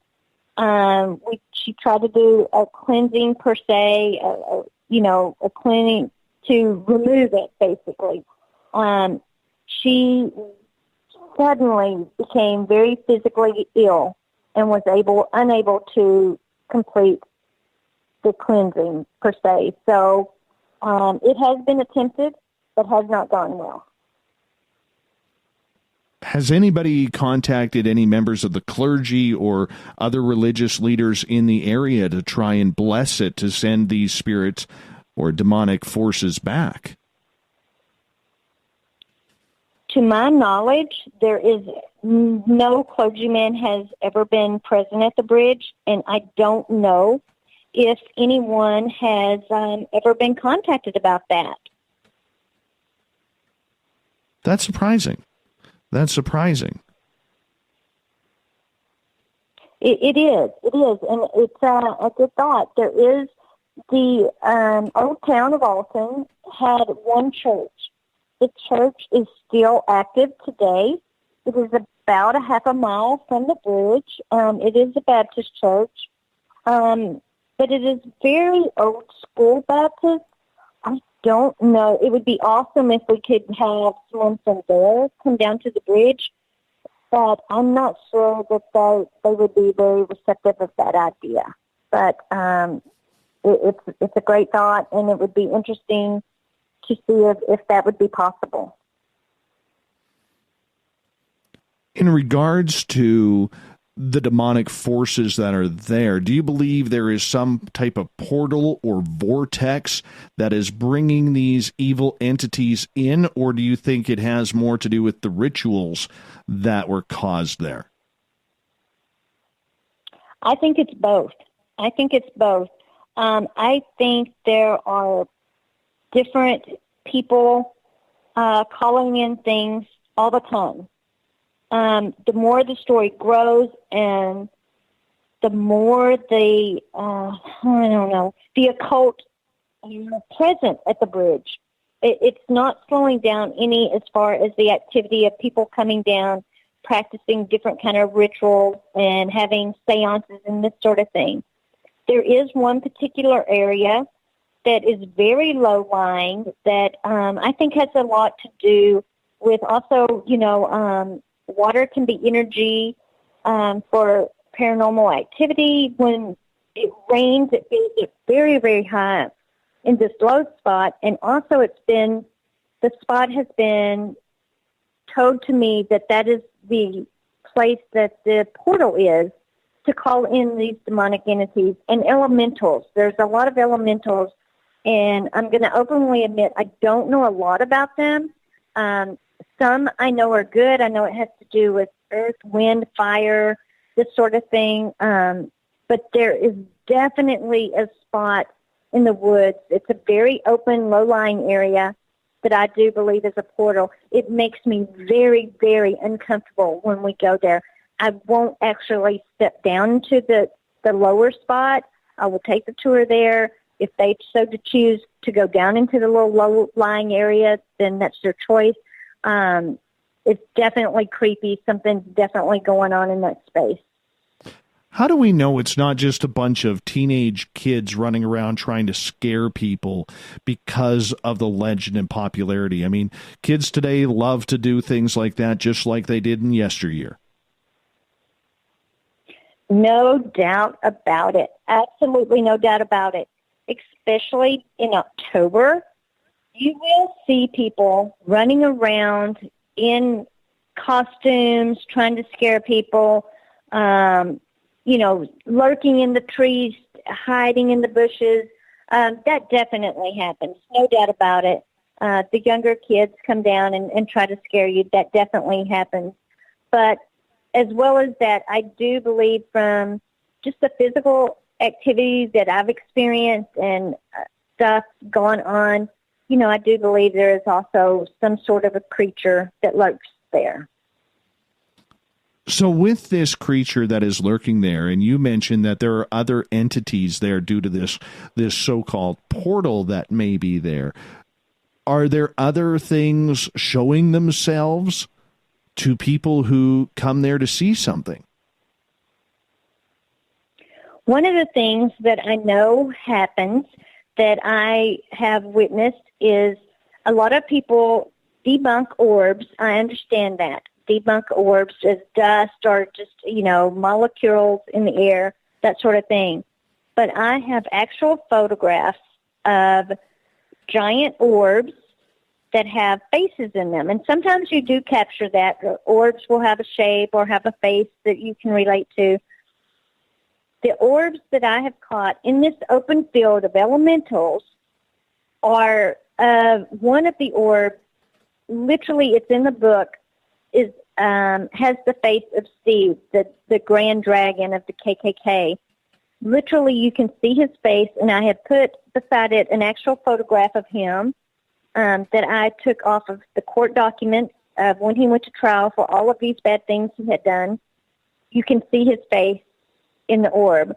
There is also one of the orbs appears to have a goat head shape.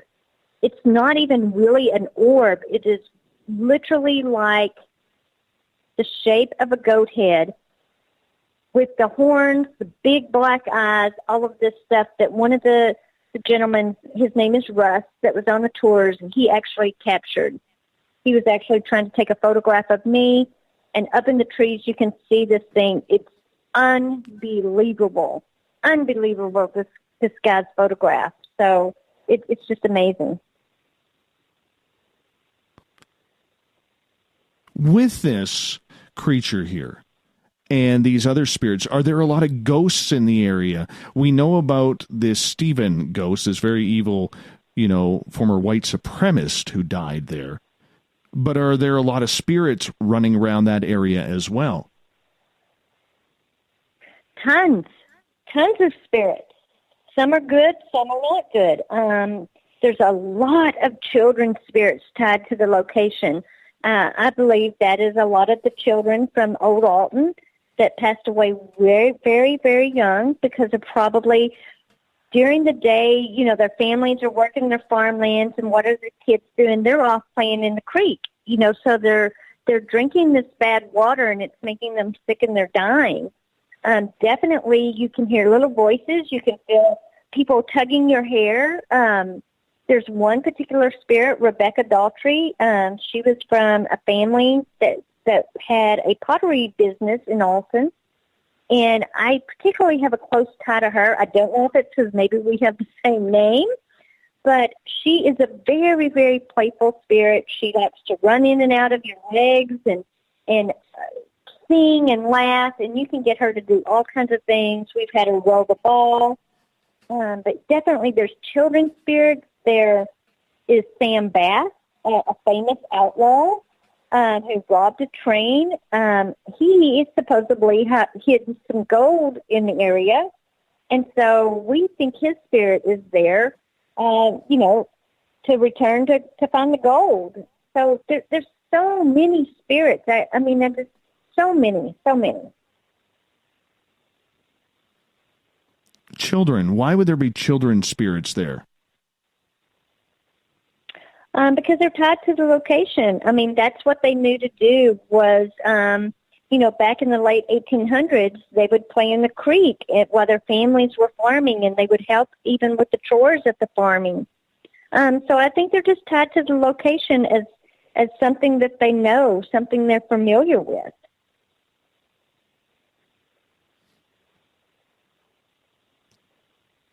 With the Goatman, as we get back to him, or whatever it may be, and the demonic presence or the evil presence that it has, what does it feel like being in that area?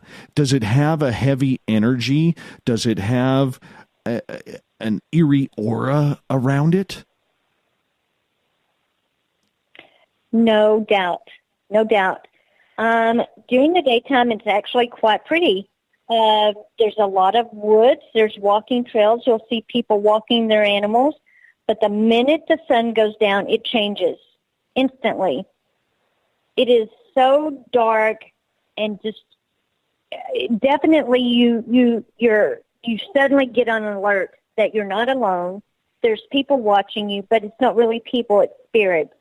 You start to go down the trails, and you just can tell the heaviness, and you're just afraid to move at times. It's like, you're just afraid what are you going to run into? What's watching you? What's following you? You definitely get the feeling that you're not alone. There is one side of the bridge that we go to that has the portal that I always have to stop, let the tour take a breath, and I warn them, when we walk through this section of the woods, you're going to notice the heaviness in your breathing. It's not going to be the same. It's going to be very hard for you to breathe. This is also the place people physically get sick. Many times I've had to take people back out of the woods up to a clearing up in our parking area to get them away from the bridge, because there is definitely possession. People can be taken over, act different, suddenly become very, very violent, very angry. So there's a lot of that takes place. Definitely you can tell something's not right. Something's definitely different during the night hours. There is also a high suicide rate at this bridge. For some reason, it's a place that people go to take their own lives. That tells me that there has to be something there that is leading these destitute souls to that bridge. Absolutely. That's a very sad part of the bridge. There are many, many suicides at the bridge. Many people go missing where their cars will just be found with no evidence of them at all and nothing ever found. The suicide rate, I don't know. I know of probably 5 or 6, I would say, in the past 10 years. As recent as this past Thanksgiving, a young man jumped from the top of the bridge who was 17, and they found his body 2 days later under some debris on the bottom of the creek. There is a story that I write about of a suicide of a gentleman, a young, about 23 years old, drove to the bridge, got out of his car, and shot himself. There was zero reason for this young man to take his life. There was no financial trouble, no love matters, no girlfriend breakups, any of this kind of thing. Zero explanation. Definitely, I agree with you. There is something drawing people to this location, and it is the last place that they ever see. And why is that? I don't know, but it definitely has some kind of lure to, I don't know if these people may be weak souls or unsuspecting. I don't know what it is, but definitely there is suicide there a lot, way too frequent. Is there a way that people are committing suicide there? Is it just jumping off the bridge that they are doing this? Is there a way that they are taking their lives? I mean, that is part of the story and the legend, is it not? It is. There's many different ways. Mostly, it is jumping off of the bridge. People will, when the bridge was in use, they would pull to the center of the bridge and either jump, or like the gentleman I just told you about would shot himself. But there are several suicides from jumping over the bridge. There are also suicides of drowning. Just people, for whatever reason, just walk into the bridge, just walk into the river. The river has a lot of debris on the bottom. It gets very, very high during the rains here in Texas. And so a lot of debris comes rushing down through that river. And so who knows what's underneath? You can't see the bottom. It's very mucky. It's very red looking. And there's been a couple of suicides of people just literally walking in to the river and drowning for no apparent reason. Interesting. How deep is that river? It's not super deep. In parts of it, it is actually quite shallow. I would say the deepest part is probably 8 to 10 foot.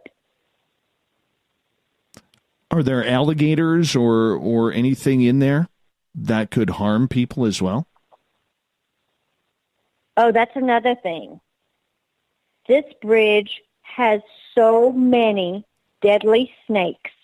You can't even imagine. I grew up in the country. I'm used to snakes. I know what copperheads and rattlesnakes and all of these venomous snakes, water moccasins. This area has so many that it really, really bothers me. It's not normal to have that many venomous snakes in one location. Absolutely, copperheads, water moccasins, rattlesnakes, all of those kinds of snakes. One night during a 2-hour span of doing a tour last summer, we counted 10 copperheads on the trail. That's insane. That's insane.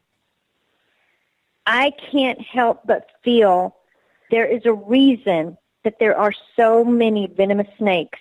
When you think back into lots of legends and lots of history that you read, usually evil has snakes tied to it. Somewhere in the story, there's a snake, a sacrifice that they used a snake, or a snake bit somebody and killed them or whatever.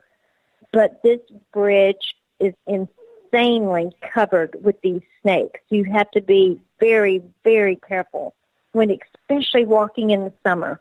In the winter, not too bad because they hibernate, but in the summer, it's unbelievable. So definitely there are some other, no alligators, but definitely some snakes that could be deadly.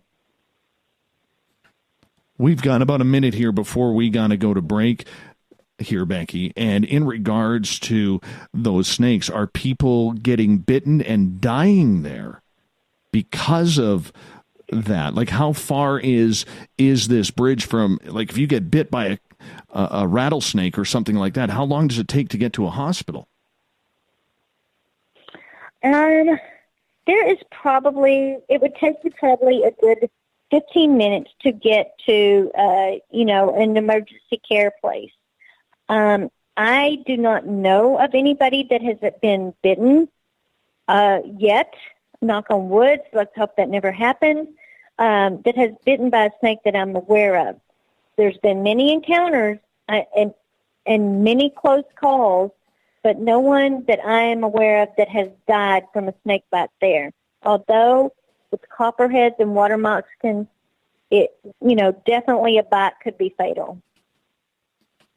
On that note, I'm going to get you to hold on, Becky, as we are going to go to break here at the top of the hour. We have Becky Vickers, our guest tonight on Spaced Out Radio. We are talking the Goatman and the Goatman Bridge in Texas. You can go to Amazon.com, pick up The Secrets of Goatman's Bridge, True Tales of Chilling Paranormal Encounters at one of the most haunted bridges in America. And that's where we leave it off for right now. Go to Amazon, pick up that book. Spaced Out Radio continues after this.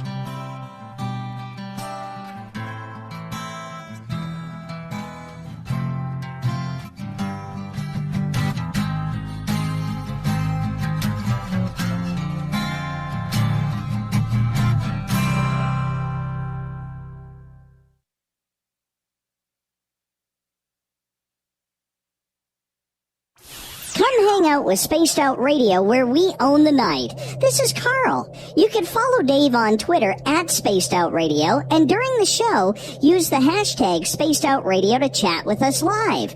On Instagram, at Dave Scott SOR.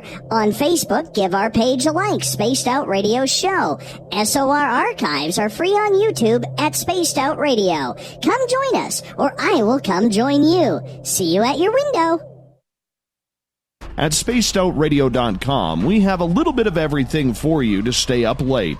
So while you're there, check out our SOR Newswire, where our team brings you stories of the weird and strange to the WTF from around the globe. News on Bigfoot, UFOs, paranormal, Darwinian-type crime tales. It's the stories that the mainstream media usually won't touch.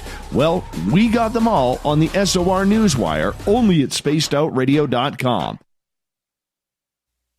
You're listening to Spaced Out Radio Live with Dave Scott on the Deep Talk Radio Network. Looking for a place to advertise at a very reasonable cost? Look no further than Spaced Out Radio. SpacedOutRadio.com has an advertising tab that you can click to check out our daily, weekly, and monthly packages to play on the radio, or our website including social media. From commercial spots to banners, we have it all. Check out our competitive pricing today.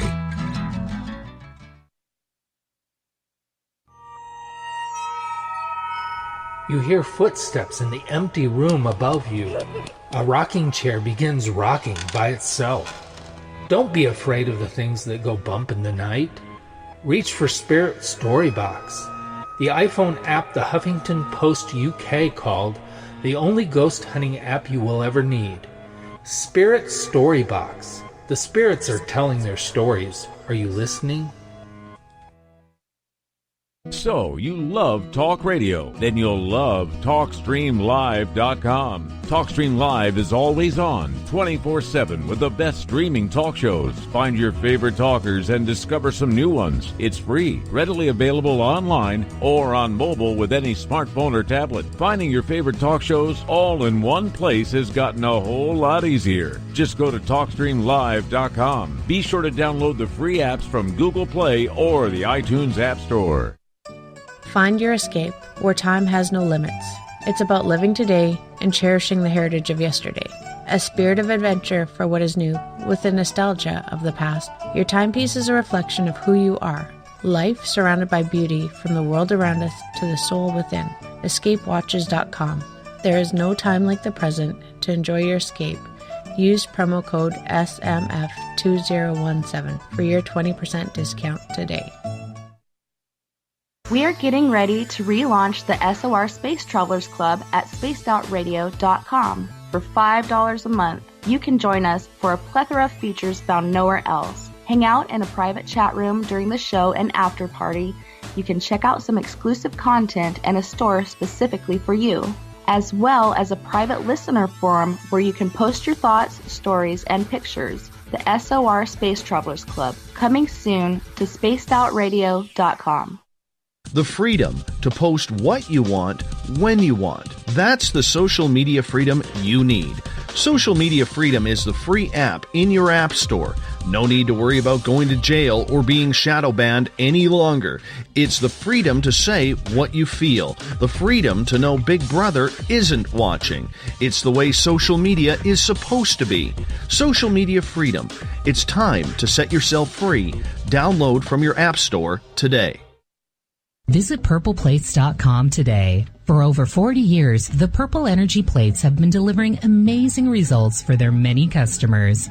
Inspired by the great genius Nikola Tesla, the harmony, healing, and energetic effects of the plates have proven over and over to be beneficial and often miraculous to thousands of customers. Check their site for daily specials and choose from their many energy products. You won't be sorry. Visit them today at purpleplates.com.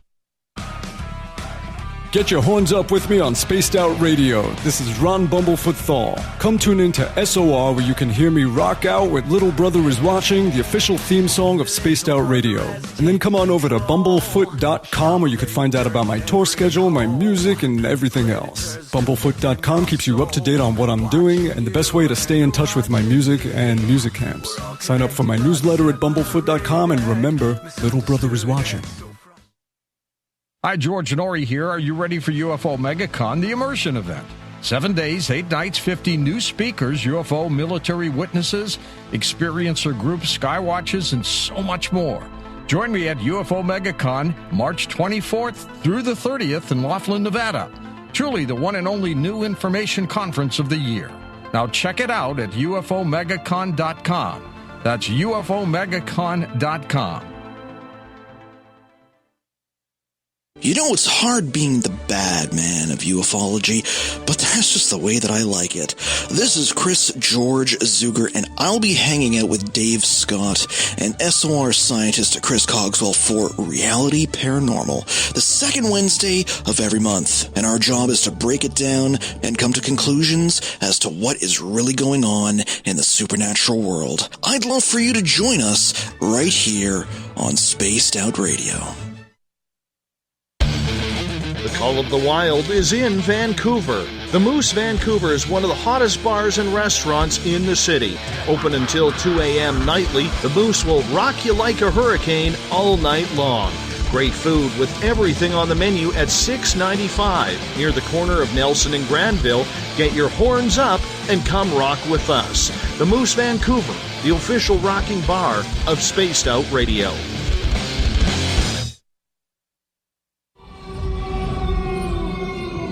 Hey, this is Canadian Paranormal investigator Mike Moore. The third Wednesday of every month, I'll be teaming up with Dave Scott to bring you Ghosts of the Great White North. Each month, we will bring on guests from across Canada to discuss their ghostly encounters. Canada is a paranormal hotbed with stories you've never heard, so we're going to bring them to you. So get comfy on your Chesterfield, grab a donut, and join us, eh?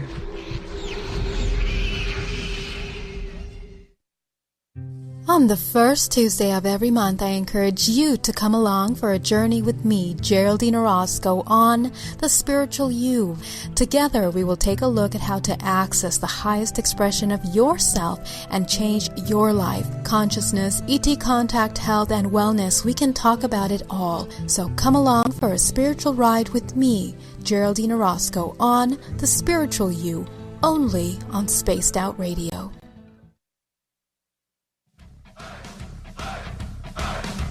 Would you like to connect with us? Head to spacedoutradio.com for all your latest show info. Now, back to Dave Scott and SOR. Welcome back to the third and final hour of Spaced Out Radio tonight. I am your host, Dave Scott. Thank you so much for being with us. Tomorrow night on the show, author Varla Ventura is back as we step into our cryptid world. We get going at 9:06 Pacific, 12:06 a.m. Eastern at spacedoutradio.com. We welcome each and every one of you listening in on KZFX 93.7 FM in Ridgecrest, California, down in Noonan, Georgia on WQEE 99.1 UPRN in New Orleans, Revolution Radio and Deep Talk Radio online. And don't forget, you can also check out our archives at youtube.com/spaced out radio. Just do old Davey the favor. Hit that subscribe button. The Desert Clam has set the password for tonight in the SOR Space Travelers Club, and I'm going to tell you right now I'm bailing on it. Tractor. Tractor is your password. Make sure you use it wisely, Space Travelers, as the Clam sets the password each and every night right here on the mighty SOR. Our website is spacedoutradio.com, where we have a plethora of features for you. You can rock out to Bumblefoot, go shopping at our Spaced Out Radio store because you'd look good in one of our t-shirts and hoodies or whatever you want. And of course, we also have Captain Shirk's SOR Newswire that you can read up on the latest weird, strange news as well. For the final time tonight, we introduce our guest. Becky Vickers has been investigating the paranormal for the last 35 years. She has recently written a book that I think you'll all be interested in. And if you're just hopping into the show, you're definitely going to want to check out the archive on this one because this is a great tale. We're talking about the secrets of Goatman Bridge, true tales of chilling paranormal encounters at one of the most haunted bridges in America. Becky, thank you so much for sharing your story and your book with us tonight. Really appreciate it. Oh, I've enjoyed it immensely. I've loved it. I loved all the questions, and thank you, Dave, again for having me on.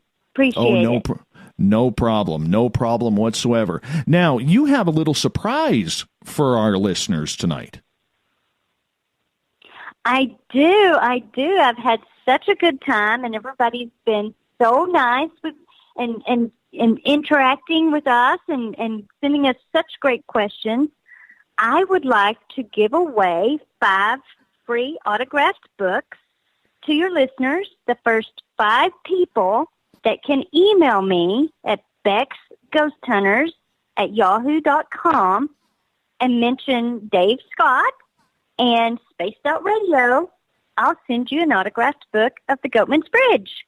Oh, wonderful. Thank you so much for doing that for our listeners. So, once again, Becky, out of the generosity of her heart, is going to give away 5 autographed copies to our Spaced Out Radio listeners. You got to be one of the first 5 to email her. That's bexghosthunters@yahoo.com. So make sure you write that down. bexghosthunters, all one word, bexghosthunters@yahoo.com. So make sure you get your email in. Mention that you heard Becky on Spaced Out Radio with me, Dave Scott. And if you're one of the first 5, she's going to send you a book. So make sure you go do that. bexghosthunters@yahoo.com. Really appreciate you doing that for our listeners. That is really, really kind. Yay! I'm excited. I hope people enjoy the book. I hope so, too, because the cover is beautiful on it, by the way.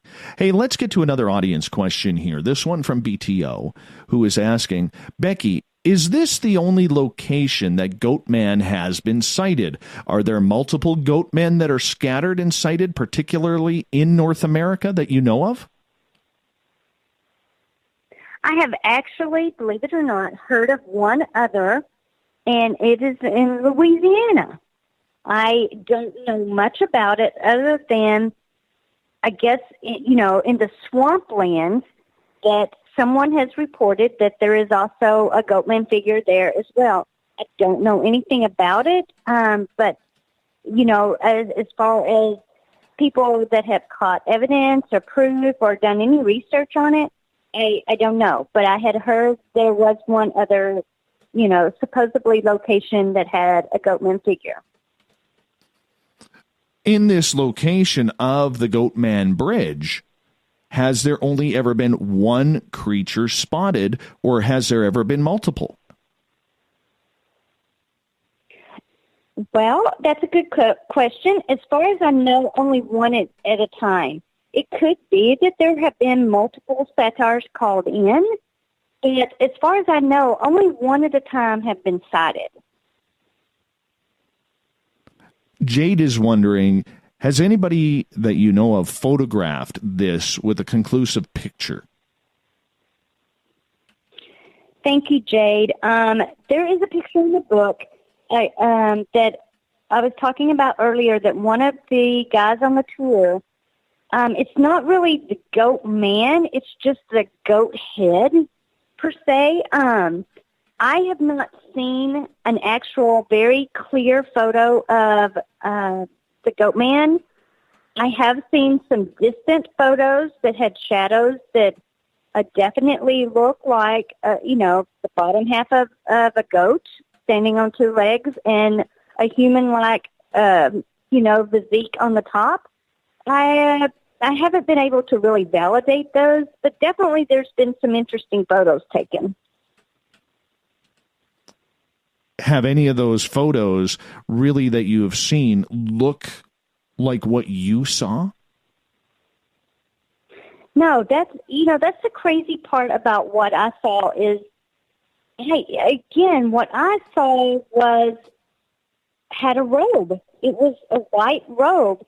It did not have a human figure, really. I never saw the feet, which is a little weird, and the hands. I never saw the hands. So, I'm torn to think that maybe something else has been called besides the Goatman creature, something that has taken part of the legend from the KKK part with the white robes and the goat head from, the Oscar Washburn story. So no, I haven't seen anything per se that I can say validates it for sure. In regards to the paranormal activity there, is it always on? Is it always a complete hotspot when you're investigating or taking tours there? Or is it one of those places like any other random haunted area where sometimes you just get nothing? Oh, yeah. We've sat for hours and hours and hours and got nothing. But I would say on an average, 8 out of 10 times that we go there, we definitely have some sort of activity. Whether we have sounds, there's glowing balls in the woods that are said to be the lanterns of the KKK. Those are seen very, very frequently. You can see them with your own eyes. You can see them moving through the woods. So definitely. Is the haunted area a large area, or is it just surrounding this bridge? It's very large. It's very large. Most of the activity is on the bridge, in the center of the bridge and the surrounding woods. The woods actually go back for miles and miles and miles. But for all of the haunted activity, I would say it spans in about a half a mile radius around the bridge.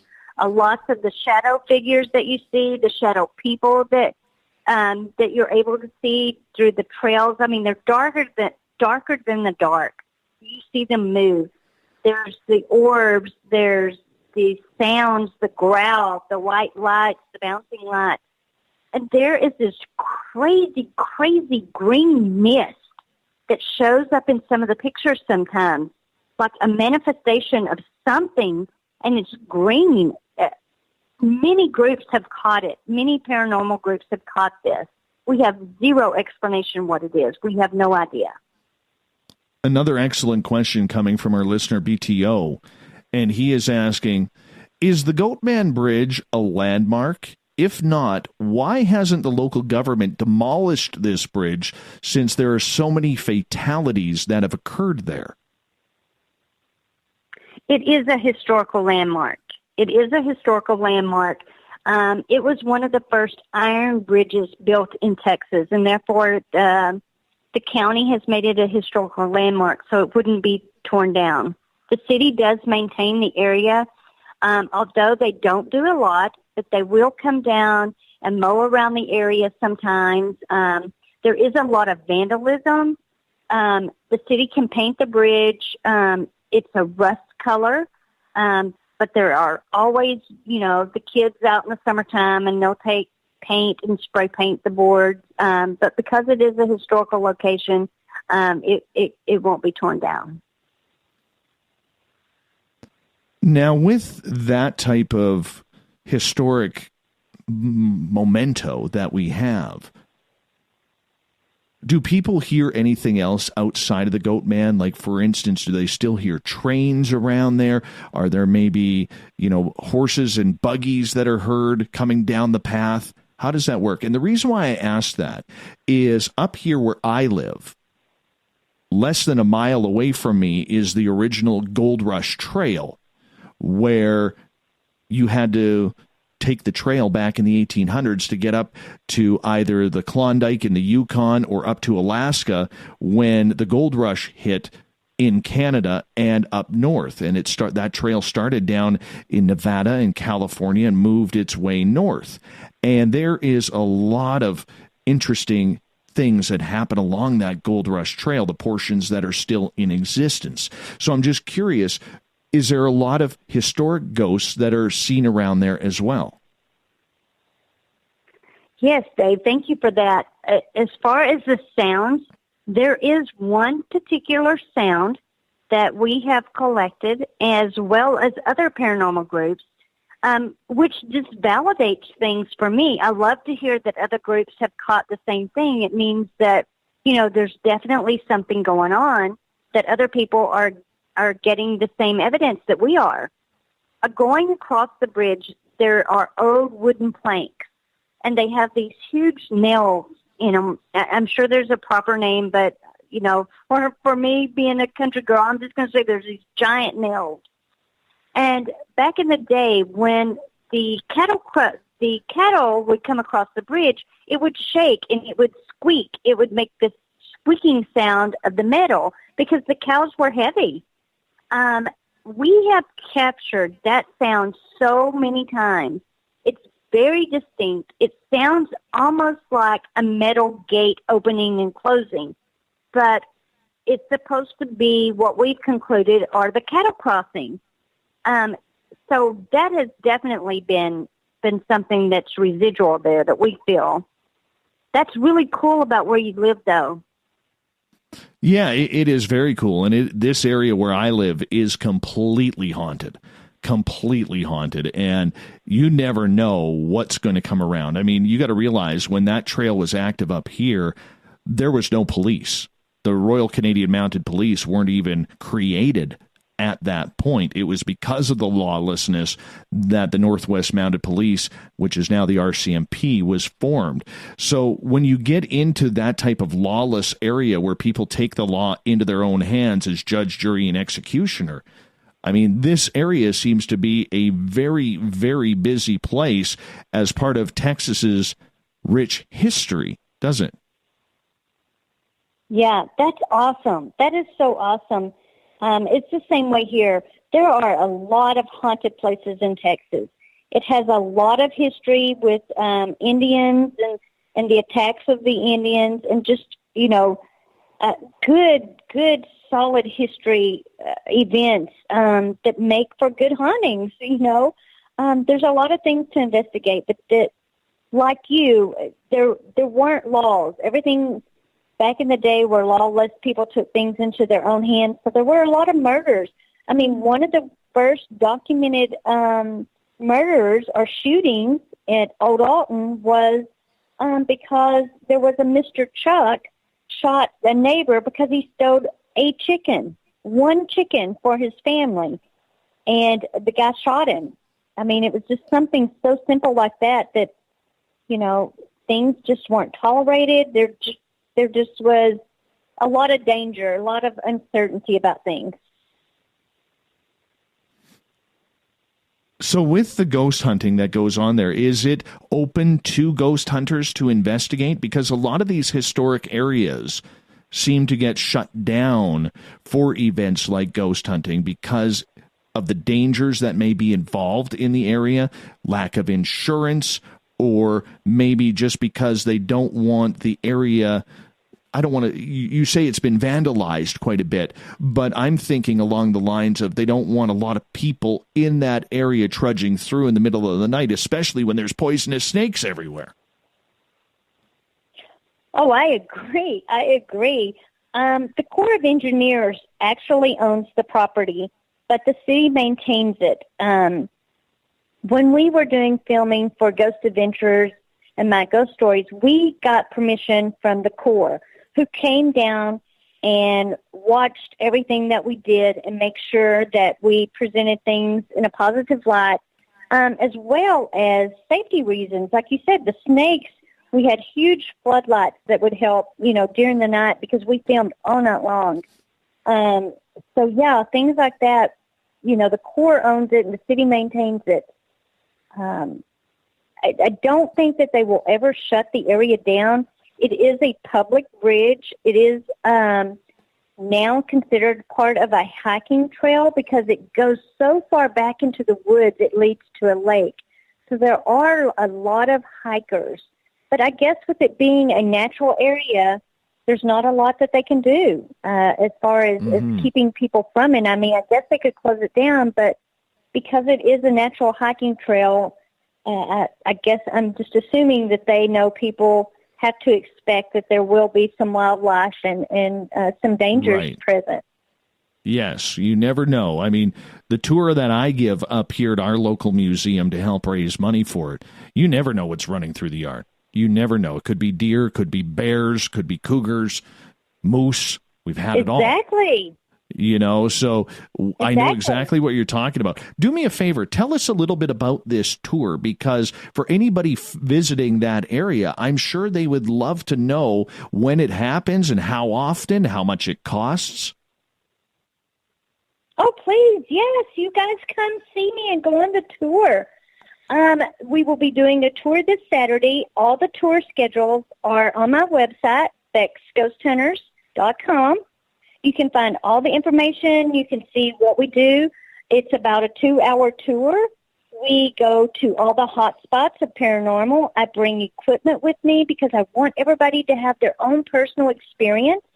And so we walk very far deep into the woods, and this is kind of an exciting thing for me. We have encountered, after going there for 20 years, a new spirit just this past summer that we refer to as Tall Man. Well, I have an SLS cam, which is like you see on TV, that detects energy, and it shows the shape of a little stick figure. So we have discovered that on this far end of the bridge there is a tall man, and he hides behind the trees, and we filmed him. He's very intelligent and seems very excited to have people there. We're able to ask him to raise his hand. It will raise his hand, jump up and down, dance. Anything that you ask, it's definitely intelligent and responds to that. So that's very exciting. I don't know who it is. If I feel like a long time ago, even today, I'm sure there is some kind of a disease or a condition maybe that is giantism or something like that, where people just continue to grow and grow and grow. And this guy is super duper tall. I mean, I'm going to say 8 foot tall, very tall. So we're super excited to find out about that. We take you to show you where there is an actual altar, a sacrifice altar that we believe has been used for rituals. We go to the bridge. We do EVP sessions. We go down to where the portal is, and we go out into the open field that has a ton of elementals. You're bound to get some great pictures. It costs $17 per person, and I am always willing to stay late as you want. If we are getting some good stuff and you want to stay late, let's stay late. Let's do it. But all of that can be booked online, and come join us. Anybody that's listening and you're in Texas and you want to know about it, come down. We'll take our equipment and we'll have a good time. You know, for $17 for a few hours entertainment, I do have to say that's pretty affordable for a night out. Completely affordable. Now, I want it to be affordable. Do you have rules for your tour? Like, for instance, on our tour here, we don't allow people who are under the influence of anything, whether it's alcohol, drugs, marijuana, narcotics, or whatever it may be. Do you have that same rule as well? Oh, absolutely, Dave. Absolutely. I have had to have a couple of people, especially during Halloween when we do the Halloween tours. I do 2 tours per day in Halloween. I do an early tour, and then I do a late night tour starting at midnight. And, you know, people come and they've been drinking and are drunk or whatever, and I've asked them to leave because it's a distraction. It's dangerous. You're going through woods with uneven ground and holes and all kinds of things that you have to be aware of. Definitely have rules. I don't want anybody to scare somebody. I definitely go over the correct way to walk down through the woods with your flashlight so that you can be aware of any snakes that may be on the trail. And make sure you hold your flashlight down right in front of your feet, not out in front of you. You know, if you hold it way out in front of you, you're going to miss what is in the view of your light and then what is at your feet. So you have to hold it very down by your feet. So definitely we do have rules like that. Safety first, as always. Absolutely. And we got about a minute to go here with you tonight, Becky. And I want to say thank you so much. This has been so much fun to fill us in. And I tell you, I would love a vacation down in Dallas to take this tour because I would love to see this Goatman. And, you know, you can't guarantee it's going to happen, but when it does, it's got to be kind of cool. Do me a favor before we let you go. Tell everybody once again where they can find your book or how they can get in touch with you. Oh, please do. Send me an email just to say hi. My website, again, is BexGhostHunters.com. You can find me on Facebook. I'm under Becky Vickers at Bex Ghost Hunters. You can find me on Twitter, on Instagram, Becky Vickers. All of the social media sites I'm on. Look me up. Let's chat. And, Dave, Absolutely. I want to thank you again. It has been so much fun. So much fun. Really thank has. you so much. Oh, I would love to do this again. We got to bring you back on around Halloween to give us an update on how the tour has been. This has been fantastic. Becky, you hold on.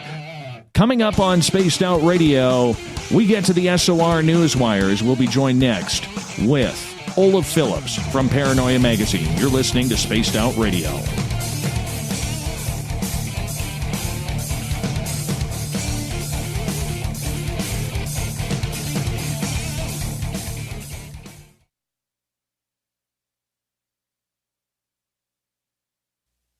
You're listening to Spaced Out Radio Live with Dave Scott on the Deep Talk Radio Network.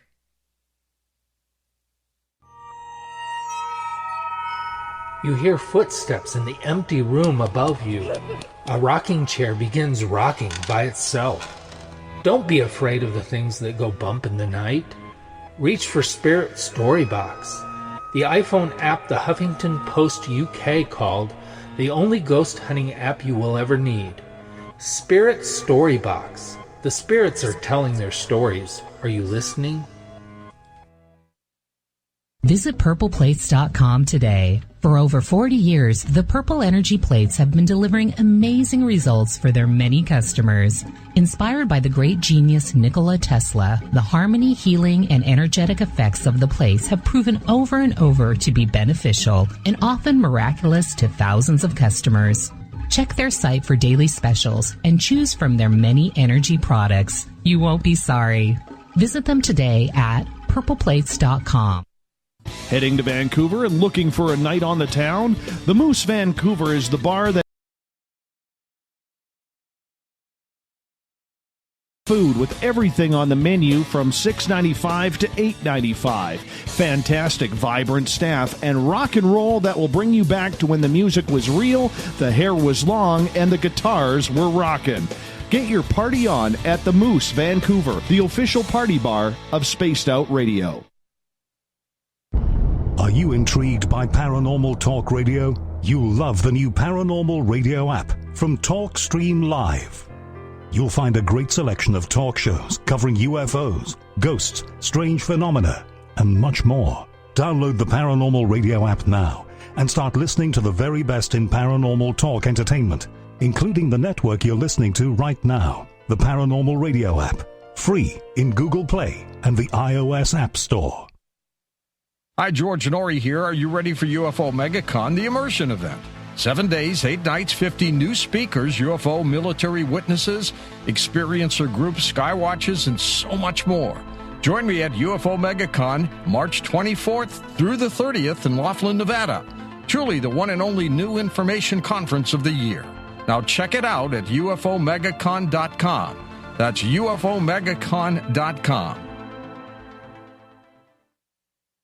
Did you know Spaced Out Radio runs 7 days a week? Hi there, this is Tessa Nicole Thomas, and I'm here to take you on a paranormal journey each Saturday and Sunday night. Why change the station when you have it all right here? Together, we'll hang out and share some strange and scary stories. And don't forget, we have Psychic Sundays as well, so come tune in Spaced Out Weekend. We get going at 9 p.m. Pacific, midnight Eastern, only at spacedoutradio.com, where we own the night. So, you love talk radio? Then you'll love TalkStreamLive.com. TalkStream Live is always on, 24/7, with the best streaming talk shows. Find your favorite talkers and discover some new ones. It's free, readily available online or on mobile with any smartphone or tablet. Finding your favorite talk shows all in one place has gotten a whole lot easier. Just go to TalkStreamLive.com. Be sure to download the free apps from Google Play or the iTunes App Store. Are you tired of being blocked, shadow banned, or placed in jail for simply posting your thoughts on social media? Social Media Freedom can take care of that for you. Social Media Freedom is the newest and one of the best free new apps that allows you the freedom to post what you want, when you want. It takes seconds to download from your app store. Come join the tribe at Social Media Freedom. It's time to set yourself free. Coming soon to our website, spacedoutradio.com, is the SOR Space Travelers Club. For just $5 a month, you can get into a private area on our site where you can hang with other listeners in our chat room, post in our forum, and check out a bunch of exclusive content and store that won't be found anywhere else, including a nightly after-show party with Dave. It's going to be the best $5 a month you're going to spend. The SOR Space Travelers, only at spacedoutradio.com. Hi there, this is Geraldine Orozco from San Francisco's Bay Area Meditation. I invite you to join me the first Tuesday of every month with Dave Scott for Spaced Out Radio's The Spiritual You. In this fast-paced world we live in, it's time for you to take some time for you. We'll cover every possible subject from powerful meditation to healing techniques to your own intuition and spirituality. So come join us for The Spiritual You. A timepiece is a reflection of who you are, and what better way to show off the real you than with an Escape watch? Escape is a lifestyle brand accessorizing your days and nights. Choose to escape and create the life of discovery that you deserve. Dream, play, unite with your own personalized Escape watch. Head to escapewatches.com. There is no time like the present to enjoy your escape. Use promo code SMF2017 for your 20% discount today. We're bringing scientific thought to the paranormal. Hi there, this is Spaced Out Radio scientist Chris Cogswell. Join me, Chris Zuger, and Dave Scott the second Wednesday of every month, where we break down the who from the woo when it comes to everything paranormal. We'll investigate and try to bring sensible answers to those straight and sometimes outlandish questions people have. Hey, not everything has an answer, but we'll do our best. Listen in to Reality Paranormal only on Spaced Out Radio. Hello, this is your guitar man, Ron Bumblefoot Thal, and I have to tell you, I love the response I get for Little Brother Is Watching from Spaced Out Radio fans. It's amazing how music can inspire and make people think deeper about what's going on in the supernatural world. You can head over to my website, bumblefoot.com, to check out my music, my guitar workshops, my touring, even check out some of the hot sauces that I'm working on. And make sure you keep on listening, because with Spaced Out Radio, you know little brother is watching. Looking for a place to advertise at a very reasonable cost? Look no further than Spaced Out Radio. SpacedOutRadio.com has an advertising tab that you can click to check out our daily, weekly, and monthly packages to play on the radio, or our website including social media. From commercial spots to banners, we have it all. Check out our competitive pricing today.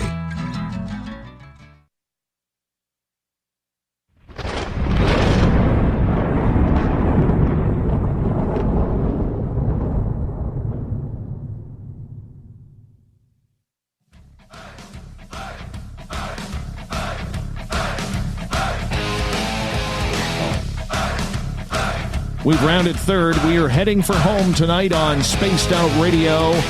I am Dave Scott, sitting in the captain's chair of SOR headquarters. And now we get to the SOR Newswire, where we talk about all the weird, the strange, the wacky news of the day.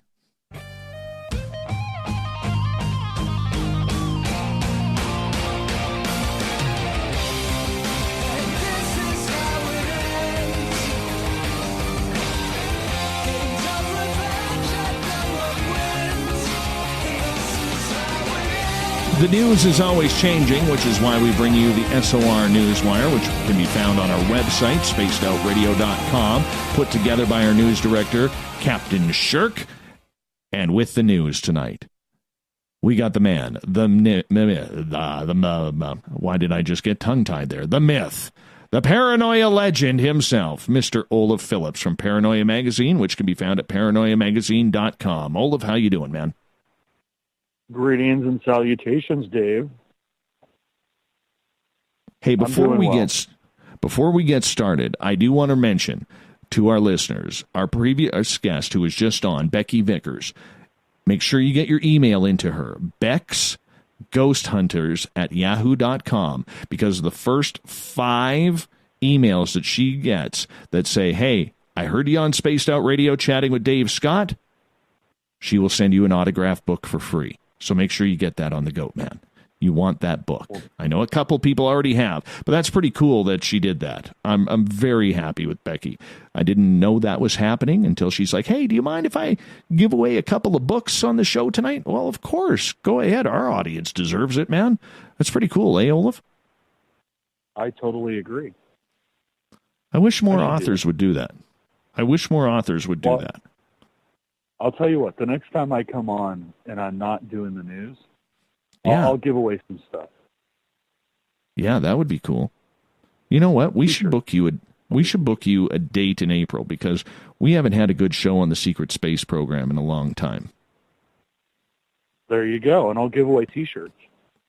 That would be cool. Very, very cool. Olaf, what do you got in the news for us today, my friend? Well, you know, long ago, when people wanted to meet other people, they would go to bars, barbecues. Then, we had the internet, and then dating sites popped up, and you'd go to Match.com or eHarmony or whatever. Yeah. And then the cell phone came along, and we got Tinder and Wobble or Wimble or Wooble or whatever it's called. Well, now there's a new one. I have to tell you, I think this is a very interesting approach. You ready? Yeah. I'll take that as a yes. Hit me up with it. Dating app uses fridge pics instead of headshots. Samsung has released a new Tinder... Fridge pics. Refrigerator pictures, yeah. Okay. Samsung has released... what? Oh, I'm like, okay. My imagination is trying to think, do I really want my fridge pics on a dating site? Yeah, I thought the same thing. All right, you finish the story. Okay, Samsung has released a new Tinder-like dating app with one unique twist. The pictures show the inside of users' refrigerator. The refrigerator dating app for the Samsung Family Hub refrigerator, a $4,000 smart fridge, with a touchscreen on the door allows singles to learn about potential mates based on what they keep inside the appliance. Simply upload an image and let the world know what kind of person you are, the app's website reads. Refrigerator dating will then hook you up with a variation of fridges of different tastes to pick and choose from. The site offers some tips for users looking to use food as a pathway to someone's heart. Don't narrow it down to fridges just looking like yours, the company suggests. Remember, it's the unexpected mixes that make the 3-star restaurants. Wow. So yes, it's now a dating app based on your refrigerator. But it gets better. And they, you know what? Hold on a second here. They can build a dating app for your refrigerator photos, but they can't figure out how to close the fridge doors on their own yet. Come on, ridiculous. So Dave, much bigger pressing problems on a fridge than a dating app. Dave, we put people on the moon, and this is the logical, technological output of putting people on the moon. That's all I have to say. All right. Check this out. Okay. Tinder-inspired app connects humans with dogs. A Lithuanian developer's Tinder-inspired app uses a similar swapping-based method to foster connections between people and dogs. Get Pet from developer Vitus Gasivius uses a Tinder-like interface to allow users to swap past photos of adoptable dogs. The app also includes some basic information about each dog, such as temperament and any special needs. The app is available on the Google Store, and developers say they are aiming to expand Get Pet to include cats and other animals. So someday when you want to get a tiger, you will be able to do it through the Get Pets app in a Tinder-like interface. You know what? I think this is a good idea. I'm actually a fan of this. If it places more homeless pets in homes, in loving homes, I'm very good with this one. Very good with this one. I'm in. I would use that. But Tinder-fying your finding of a dog, it's like now, what's next? We're going to Tinder-fy finding a car. We're going to Tinder-fy finding that's already TV. out there. You can swipe left, swipe right for the TV. Ooh, yeah. Yeah. But you know what? For pets, though, that is such a good idea, man. Seriously, that's a great idea. You know, why not make a site like that for pets? Well, this next one, I think will warm your heart because I know you like dogs. Yes, I love dogs. Museum of Dog-Themed Fine Art opening in New York. The American Kennel Club is hailing the return of New York's Museum of the Dog, a museum dedicated exclusively to canine-themed art. The AKC said the museum, which is officially returning to New York on Friday after moving to St. Louis in '86, will feature works by artists including Sir Edwin Landseer, Maud Earl, and Arthur Wardle. The museum also includes an educational area where visitors can learn about the different breeds of dog and a virtual dog that learns tricks based on hand signals. It is exciting to bring this collection back to New York City. Alan Fossil, AKZ Museum of the Dog Executive Director, told WABC, "This museum is a beautiful ode to man's best friend, and we are thrilled to bring these pieces and exhibitions to a new audience." So yes, the Museum of the Dog is returning. So are they going to be putting up pieces of art regarding like real dogs that most people have, or these snooty dogs that, you know, go for manicures and get their nails painted? Well, it's fine art, so it's paintings involving dogs. So I would imagine all of the above and more. You know, I almost feel sorry. I almost feel sorry for anybody who, you know, outside of those who are allergic, who hasn't felt the love of a dog. I got 3 of them. I could have like 5 or 6 dogs. I absolutely love dogs. They're such great pets. I have a dog. I have a lab, and it is my 4th dog. And I totally understand. Yeah. But, when it comes to art, though, art, actually, you think to yourself, well, can you really have an art museum filled with dog portraits? And you can. You know, one of my favorite artists, kind of modern artists, is a guy named Wayne Thiebaud.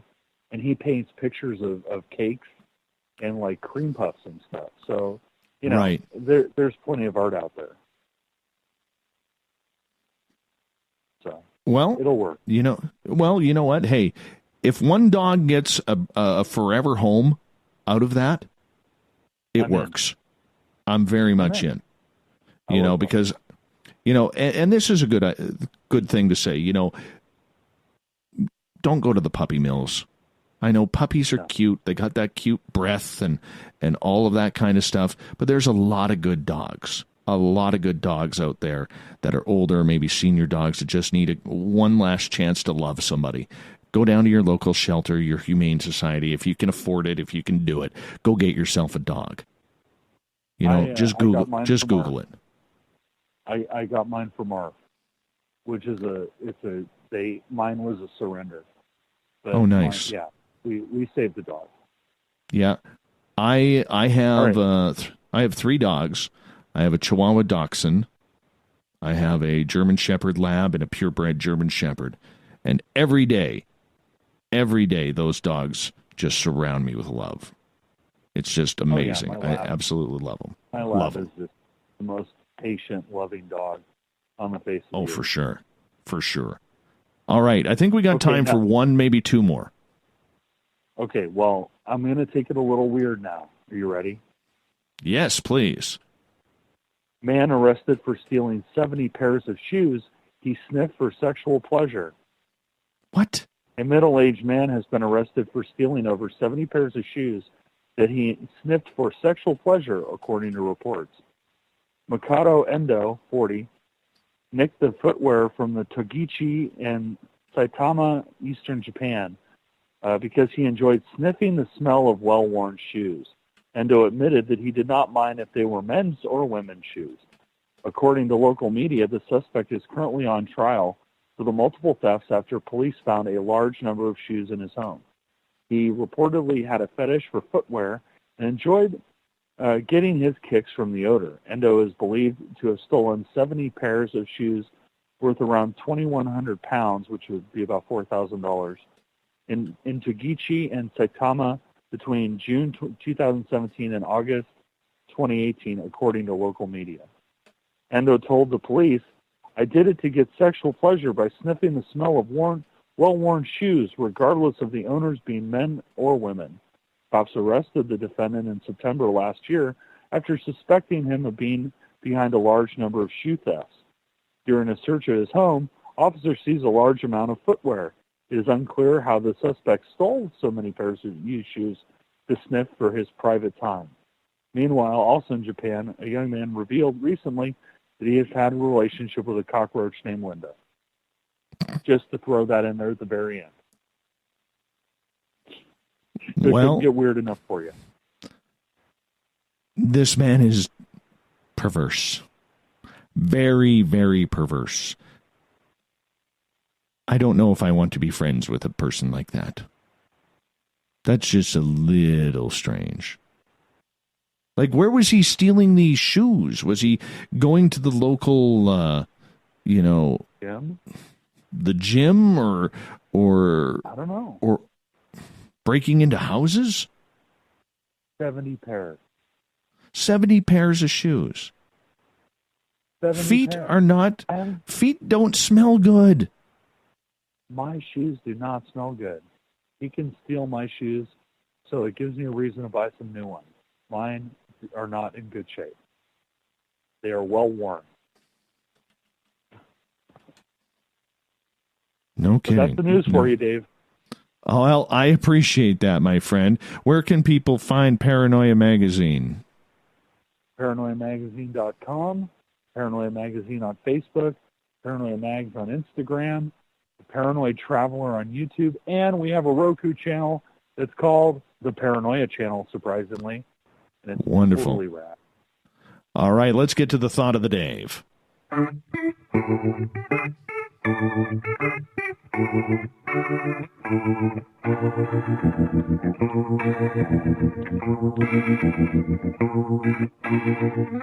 Thought of the Dave happens every night at this time, where we post a question on our Facebook and Twitter pages during the day, then read your responses on the air because we love the audience participation around here. So today's Thought of the Dave is as follows. What is your town's cryptid or supernatural legend? Explain what it is. We got some good ones today, Olaf. Very good ones. Yeah, let's get to them. Gail says, nuts! I don't have one. My hometown is the most boring place in the world. Nothing, I mean nothing ever happens here. It's a snooze 24/7. I love Chris Zugers from Reality Paranormal. He goes, I live in Ottawa, which is the capital of Canada. He goes, and every 5 years, we sacrifice our morals to summon a legion of vampires that suck the blood out of the innocent. No, wait. Hey, Chris, That's election day. How do you really feel, Chris? Yeah, no kidding. Everett, my area is the only place in the world where the ancient remains of the Tully monster can be found. Of course, it is just an extinct fish, so I got nothing. Renee, in one of the suburbs of Auckland, Glen Eden, we have a haunted train station. Alex McFarlane, a railway porter, killed during a tragic accident while working there in the 1920s. Across the street, the Waikumete Cemetery is New Zealand's largest cemetery, which is very haunted as well. Cat, Moncton, New Brunswick. Rebecca's grave, Rebecca Ann Lutz, was thought to be a witch in the 1800s. Her and her mother were buried side by side and had concrete poured on top to make sure they didn't come back from the grave. It's a local legend in my town. As a teen in the 80s, I went to the grave site many times with my friends. That's what teens do, right? Then I did research at the local library. A couple of years ago, I realized that's when I first became a paranormal investigator, and I didn't even realize it then. Sandra, in Victoria, British Columbia, there is supposed to be a Beaver Lake Bigfoot. My daughter camped out there one night, and something heavy walked by and dove into the water. She got out of the tent to see the waves on the water and didn't sleep the rest of the night. No kidding. Who wouldn't? Billy, the Sasquatch, world champion at hide and seek. Joe, my town's supernatural legend, Zach Bagans was here investigating. Does he count? Not really, but he does have nice hair. Very, very tight. We do got to admit that. Gregory, well, I'm not really from this town, but I am an older guy and spent most of my days writing. Hence, I don't shower as much as I should. So when I go to a store and look around for any reactions, like Jim Carrey said in Liar, Liar, it was me. So there. All my SOR Canadian friends, I am the cryptid. That is hilarious. Penman, we have these all over town. I think their system is down. You can stand on one all day, and they never transport you anywhere. It's a teleport holder, or, one of those, what do they call them? Why can't I think of the words? No, manhole covers. Manhole covers. Oh. Yes. Manhole cover. Yeah. We got a good one. What is yours? We have the Mountain of the Devil. Oh, nice. Mount Diablo. Yeah, it's the Mountain of the Devil. And very it's cool. By a black jaguar. Interesting. Mike also goes on to say, not many people know this, but Virgil Earp, Wyatt Earp's brother, is buried in Portland, Oregon at Riverview Cemetery. That's always interesting. Rich Giordano from Goof On Radio, he hops in. Weirdest thing? The Phoenix Lights, March 13th, 1997. I would have liked to have seen those. Really like to have seen those. I think that's when I became fascinated with UFOs, was because of that. Olaf, thank you so much for being on the show tonight. Really appreciate you, brother. Anytime, man. We'll do it again tomorrow. We also want to say that you can read all of your news on the SOR Newswire by going to our website, spacedoutradio.com, clicking on the News tab. And from there, Captain Shirk will keep you all up to date because she is our impressive and illustrious news director. We also want to say a big thank you to Becky Vickers, paranormal investigator for 35 years, runs a tour on the Goatman Bridge down just outside of Dallas, Texas. You can go to Amazon.com, pick up her book, The Secrets of Goatman's Bridge, True Tales of Chilling Paranormal Encounters at one of the most haunted bridges in America. And remember, if you're one of the first 5 to email her at BexGhostHunters@yahoo.com, you may win a free book. Make sure you put in that email you heard her with me, Dave Scott, on Spaced Out Radio. Tomorrow night on the program, Varla Ventura is back with Our Cryptid World. The author extraordinaire will talk about some weird, freaky little creatures that are running around. You know, gnomes will be talked about tomorrow night. Yes, I am one with the gnomes. We got Mr. Ron Bumblefoot THAL rocking in the background with Little Brother is Watching. Bumblefoot is the official music of Spaced Out Radio, rocking us in and out of every single show. Get your horns up for the guitar god himself. Special thanks to everyone listening in at home, in your cars, at work, wherever you may be. And a big thanks to everyone in our chat rooms tonight. Spreaker, Facebook, Revolution Radio, and on Twitter at hashtag Spaced Out Radio. Thanks for making this a very fun night, telling your friends, sharing our posts, doing your part to make us bigger and better every single night. Because together, my friends, we own the night. We're watching. I will talk to you in 21 hours from now.